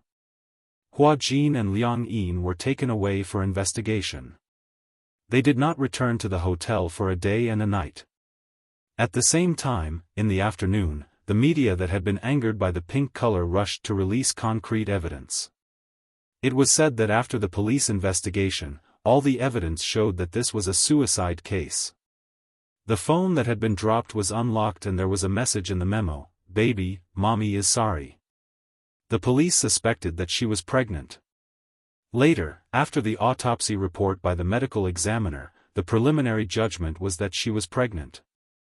As for how long she had been pregnant, it would need to be further diagnosed through amniocentesis. Originally, this was an ordinary suicide case that would not attract the media's attention at all. Perhaps, it would occupy a small corner of the newspaper at most and be forgotten just like that. Every year, the number of suicides rose in a straight line. Not everyone who jumped off a building would be noticed. However, because of the hotel involved, the police wanted to find out when the victim entered the hotel and who she had been in contact with before she committed suicide. Therefore, they obtained the surveillance footage from the hotel. However, they found that the girl had been in direct contact with Hua Jin before she committed suicide. In the surveillance footage, the girl entered the hotel and went to the floor where Hua Jin's room was. However, for some reason, she squatted in the corner of the corridor and cried for a long time. Later, Hua Jin and his assistant appeared in the footage. When Hua Jin saw the girl squatting in the corner, he walked over in surprise and reached out to help her up. However, the assistant behind him was a little wary. When the girl saw Hua Jin, she suddenly became very emotional. She danced around as if she wanted to express herself urgently. However, the assistant behind him was obviously very repulsed by the girl and asked Hua Jin several times to ignore her. However, Hua Jin seemed to be hesitant. He looked at the girl and could not bear to do it. From an outsider's point of view, he always felt that there was an inexplicable bond between him and this girl. The media wishfully believed that there was a past relationship between the two of them. However, this was the media's interpretation. But, with the exposure of the surveillance footage and the media's excessive interpretation, it did seem to be the case. With the media as the director, the story unfolded just like that. This girl was a fan of Hua Jin. Coincidentally, during a visit to Hua Jin's set, the two of them met. Gradually, this girl became Hua Jin's bed partner. According to the investigation, the girl had been in and out of the film city many times, and the last person she saw before she died was Hua Jin. Hua Jin seemed to be very concerned about her. However, the assistant behind him was obviously worried that this matter would blow up. He kept urging Hua Jin to return to the room. He even turned around and said a few words to the girl. As there was only a picture and no sound, the media interpreted it as a threat from the assistant. Hua Jin's career was at its peak. If someone used her pregnancy as a threat, it would definitely cause great damage to his reputation. Therefore, the assistant wanted to settle this matter secretly. Chapter 3861. Originally, Hua Jin's fans stubbornly believed that this matter had nothing to do with their idol. However, after Hua Jin and Liang Yin were taken away by the police for investigation, many rumors became even more unbridled. Everyone thought that Hua Jin's arrest by the police was definitely related to this matter. Following this basis, many people started to speculate about the connection between Hua Jin and this matter, and whether there was more to the suspicions and imaginations of those people. Could it be that Hua Jin really slept with his fans? Did that girl and Hua Jin really have that kind of relationship? Was the child in her stomach really Hua Jin's? At this time, Hua Jin and Liang Yin were being interviewed at the police station. For the time being, there was no way for them to know about the rumors from the outside world. However, Qin Zhou would definitely not let this matter continue to fester. He issued a lawyer's letter, and Huanyu's official PO also issued an official announcement. Simply put, the core idea was, 1. Someone used the internet water army to spread rumors and deliberately smear Hua Jin's reputation. 2. Innocent. Absolutely not afraid of any smear. 3. Huanyu is not silent. They are collecting evidence one by one, not evidence of spreading rumors. When the time comes, they will reserve the right to pursue legal action. 4. Huanyu will not let go of anyone who hurts the relationship between Hua Jin and his fans. It had to be said that Huanyu's announcement was absolutely domineering. In other words, those who spread rumors continue to spread rumors, those who spread rumors continue to spread rumors, and those who smear continue to smear. When the truth of this matter is made public, Huanyu will reserve the right to pursue legal action. Qin Zhou's method was especially ruthless. He took the lead by showing his strength and poured a large basin of ice water at the most critical moment of the matter fermenting. On the other hand, in the police station, Hua Jin and Liang Yin were separated to cooperate with the police to take statements. The police summoned them because they were the last people the victim saw before she died. Although the case had been preliminarily concluded that it was suicide and not homicide. After investigating the scene, there was no other possibility other than jumping off a building. However, the police still needed to investigate the truth of the matter. Now, there were some marketing accounts slandering Hua Jin, saying that the forces behind him had already come forward to suppress this matter. In order to prevent the scandal from spreading, Huanyu had used many means to prevent the situation from developing further. Nowadays, many people believe that people with power and influence could even interfere with the justice system because of the words, shady deals. Netizens were very simple-minded. Only a few of them were rational. After being instigated like this, it was inevitable that they would suspect that Hua Jin had a powerful background and that there was a shady operation behind the scenes. But, the truth is the truth, no matter how many times you ask. Liang Yin said calmly, "That day, I saw her squatting in the corridor, crying very sadly. I didn't know what had happened, so I went to ask her out of concern." "Is this the first time you've met?" "Yes. This is the first time I've seen her." "There was no contact before?" "No. I heard rumors that she's your girlfriend." Chapter 3862.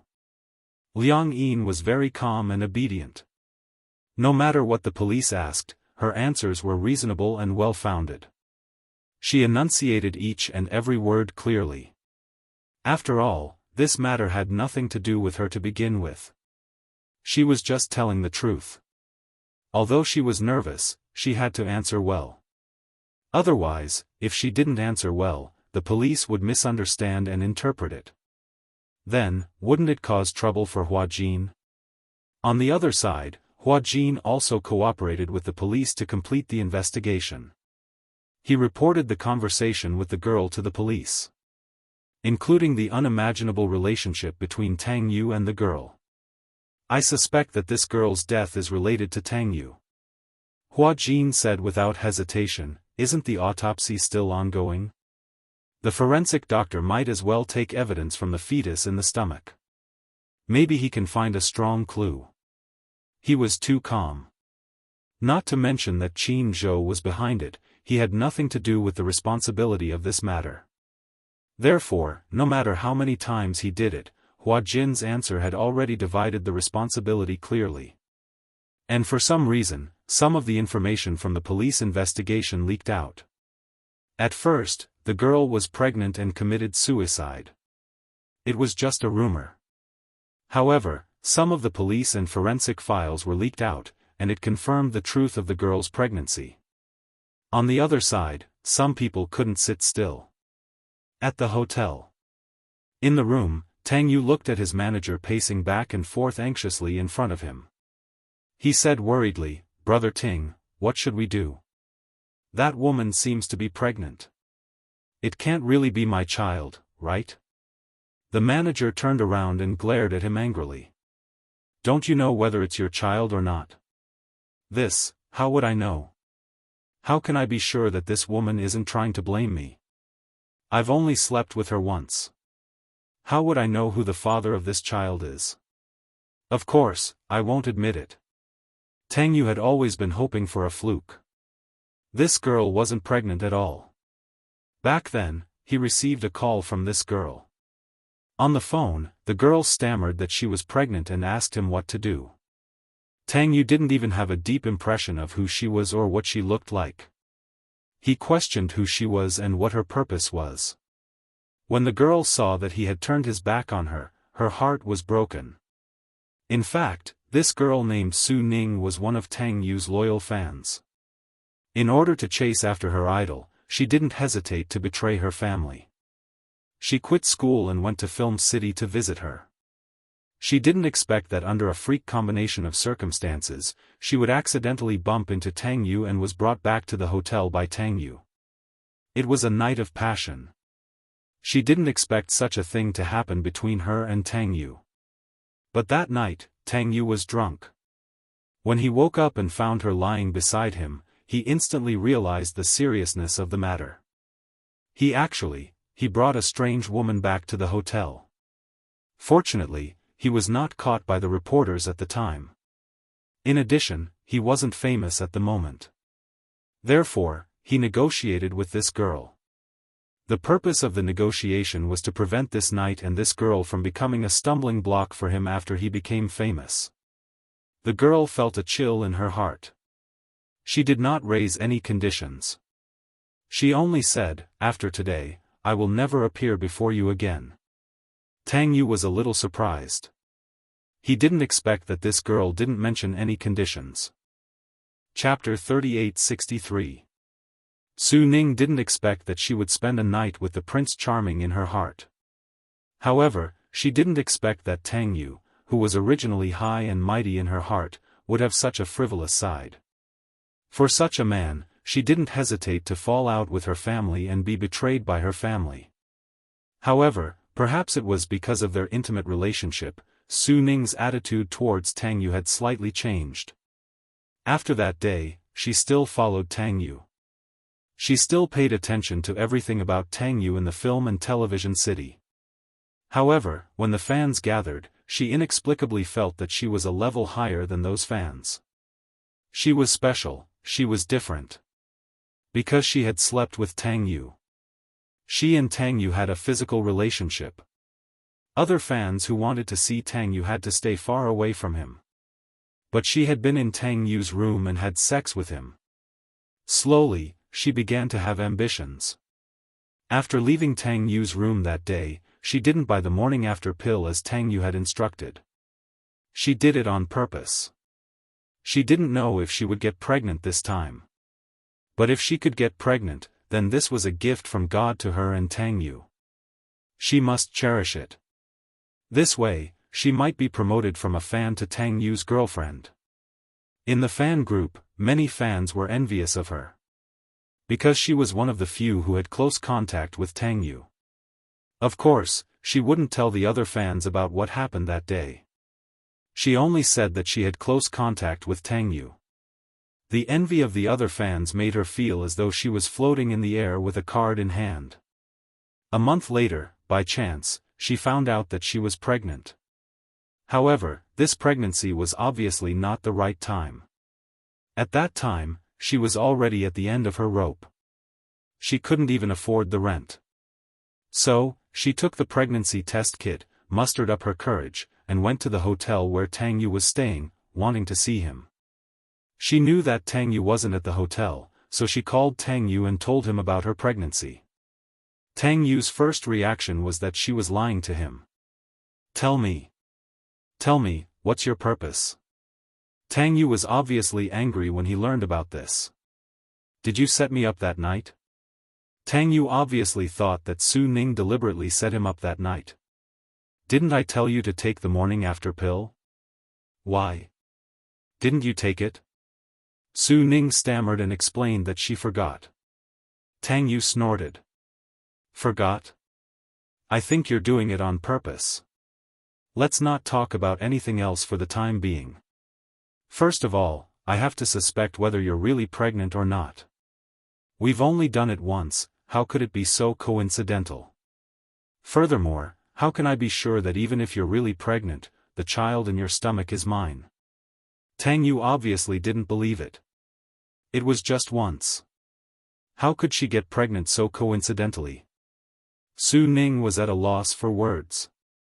She could only say that she was really panicking at that time and really forgot about this matter. Both Tang Yu and Tang Yu, S Ning Tang Yu. Su Ning Tang Yu, STSU. Tang Yu refused to admit it. He even warned him again and again. If you dare to mess around, I swear I'll teach you a lesson. Chapter 3864. Now, the little life in her belly was growing up with hope. Su Ning knew in her heart that she deliberately didn't take birth control pills because she was pregnant. She thought that if she was lucky enough to get pregnant, at least she could use the child to ask for an explanation from Tang Yu. However, she was wrong. In her mind, Tang Yu should be a very responsible Prince Charming, just like how he usually was in front of his fans. He was gentle, responsible, and knew how to take care of people. He even made it clear that he liked children very much.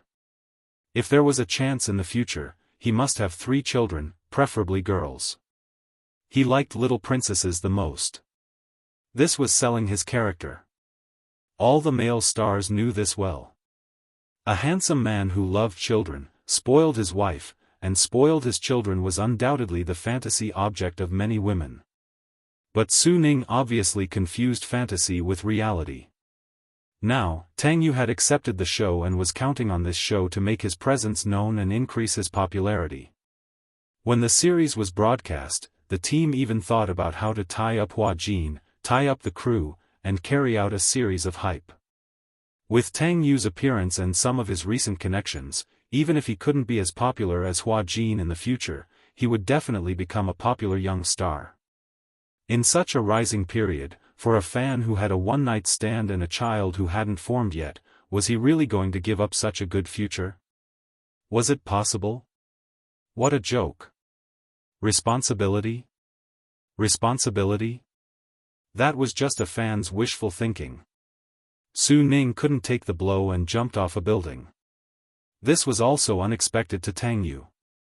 But the problem was Su Ning really pregnant with his flesh and blood? Of course, Tang Yu didn't feel sorry for the child.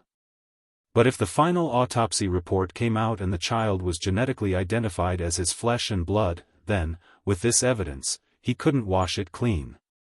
Evidence always doesn't lie. Tang Yu had a headache. Originally, he was hoping to frame this matter on Hua Jin. However, he had obviously overlooked this point. About the child, he always suspected that Su Ning lied to him and had other intentions. But, Brother Ting, what should we do? Tang Yu was anxious. Do you think the forensic doctor can find out who the child's biological father is through the autopsy? Generally speaking, DNA samples collected from a corpse's uterus should be sent to the database for analysis and comparison. If it's really your child, we can find out. Tang Yu's face turned pale. So, I want to ask you, is this child really yours? Tang Yu shook his head blankly. I don't know. I really don't know. I thought she was lying to me. Back then, I only had one night with her. How could it be that she's with another man? I don't know. Things suddenly became troublesome. I originally wanted to divert attention, but I didn't expect that B*TCH to actually have a child in her stomach. Chapter 3865. Now, this is the only way. Anyway, let's suppress this matter first. Tang Yu paused and sighed. I didn't expect it to turn out like this. I didn't expect that Su Ning would jump off a building. The manager said angrily, be more careful in the future. After all, you're a public figure and your fame is slowly rising. In the future, there will be more and more leopard feet mosquitoes waiting for you. You have to figure out your private life and don't get involved with those messy people. Then, he added, remember, you're a commodity now. Don't always think about your past self. If you lose your resources because of this again, be careful that the higher-ups don't ban you. Tang Yu said with a guilty conscience. Understood. At the police station. Hua Jin and Liang Yin finished their statements and walked out of the police station. Qin Zhou was already waiting outside. Hua Jin saw Qin Zhou and walked over with a gloomy expression. He cursed angrily, "These policemen are too annoying. They ask the same question more than 10 times. More than 10 times. I'm going crazy from answering. Are they treating me like a criminal suspect?" Qin Zhou comforted him, "All right, since the interrogation is over, leave quickly. They're not treating you as a criminal suspect. You're witnesses, the last 2 people who saw Su Ning. So, they'll definitely focus on collecting your testimony. In order to make sure your testimony is valid, they'll ask several times and verify it." Hua Jin was about to vomit. Liang Yin also looked very tired. She suddenly understood why Hua Jin was so vigilant when she went up to the girl worriedly. It turned out that he was worried about her getting into trouble. Hua Jin asked, "What's the public saying now? A lot of marketing accounts are still hyping up that the girl is your lover. They're still saying that I slept with fans?" Hua Jin said angrily, "This is too much. Who's behind this?" Liang Yin was a little surprised when she heard this. She was brought back to the police station as soon as the incident happened, so she had no idea what had happened. Upon hearing Hua Jin mention this matter, someone actually suspected that Hua Jin slept with his fans? How did such a deranged thing get out? Liang Yin asked anxiously, "What happened? What do you mean by sleeping with fans? What the hell is going on?" Qin Zhou glanced at Hua Jin, shook his head, and said to Liang Yin, "It's not convenient to talk here. Let's get in the car and go back to the hotel." Hua Jin and Liang Yin looked at each other. Liang Yin felt a little uneasy, but she didn't say anything. So she got in the car with Hua Jin. In the car, Qin Zhou said to Hua Jin, "Now, many marketing accounts on the internet are hyping up your underground relationship with that girl. But don't worry, I already have all the substantial evidence, but we don't have to rush to clarify anything now." Liang Yin was a little nervous when she heard this. Why? Speaking of which, aren't these marketing accounts too much? Why aren't they rushing to clarify things? Qin Zhou smiled and winked mysteriously. He said to Hua Jin and Liang Yin, "Be patient and watch the show." When Liang Yin heard this, she still didn't understand what was going on. However, Hua Jin obviously understood Qin Zhou's intention. He was planning to turn the tables on them. Chapter 3866. What's going on with these marketing accounts? It's impossible for them to publish such a large-scale defamation. Someone must be behind this. What do you think? Qin Zhou said slowly, "Who is the father of the child in this girl's belly? If this matter is exposed, who will be at a disadvantage?" Hua Jin frowned and asked suspiciously, "Could it be Tang Yu?" At the mention of this name, Liang Yin was a little dumbfounded. "Impossible." She frowned and said, "Tang Yu wouldn't do such a thing, right?" Hua Jin listened but didn't say anything. He could understand. Liang Yin was Tang Yu's fan. No matter how she changed her mind, at least she still had some feelings for him. Qin Zhou listened and said expressionlessly, Do you think what you saw is real? Liang Yin, you're still too young. As long as you see it on TV, whether it's a reality show or an interview, all the created characters have a script." Liang Yin was startled and hesitated. She quickly explained, "I'm not defending Tang Yu or anything. Don't misunderstand. It's just Tang Yu wouldn't do such a shady thing, right?" Qin Zhou said calmly, "It's normal in the entertainment industry to do anything for your own benefit." Hua Jin didn't say anything. He had already guessed who the mastermind behind this was. Although he had a guess, he didn't dare to confirm it. But, since Qin Zhou said so, it had to be true. Qin Zhou said to Hua Jin, "For the next 2 days, I'll cancel all of your events and suspend all interviews with the media. The production team won't be filming for the time being and will just stay in the hotel. We'll see how they perform then." After a pause, he said slowly, "I'm quite curious. If we don't do anything, how will they react? Liang Yin and Hua Jin listened and didn't say anything.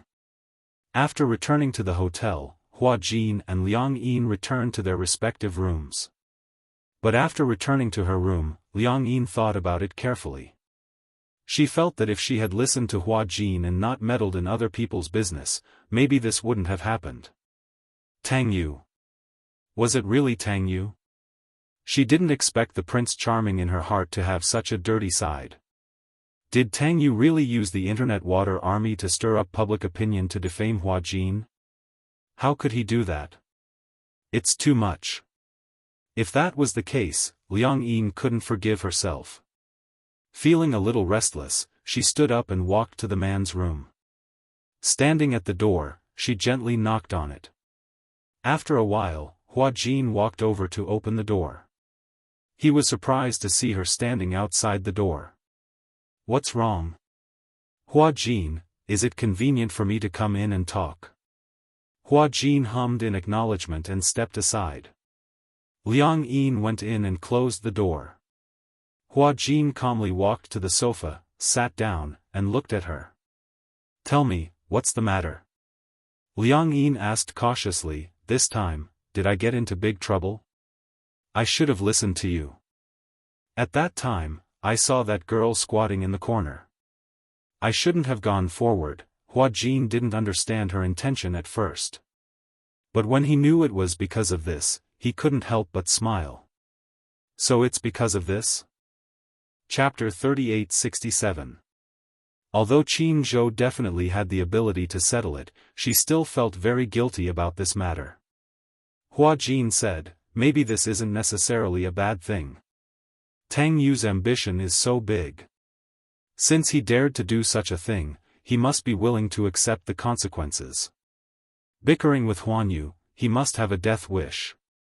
He paused and said, but you can't blame him. Artists don't have much autonomy at all. Moreover, to a company, an artist is a company's product. Goods? Yes, they have no dignity. As Hua Jin said this, he sighed deeply, picked up the beer on the coffee table, and asked, want a drink? Liang Yin glanced at him. If it was in the past, she would definitely refuse. She didn't like to drink and couldn't drink.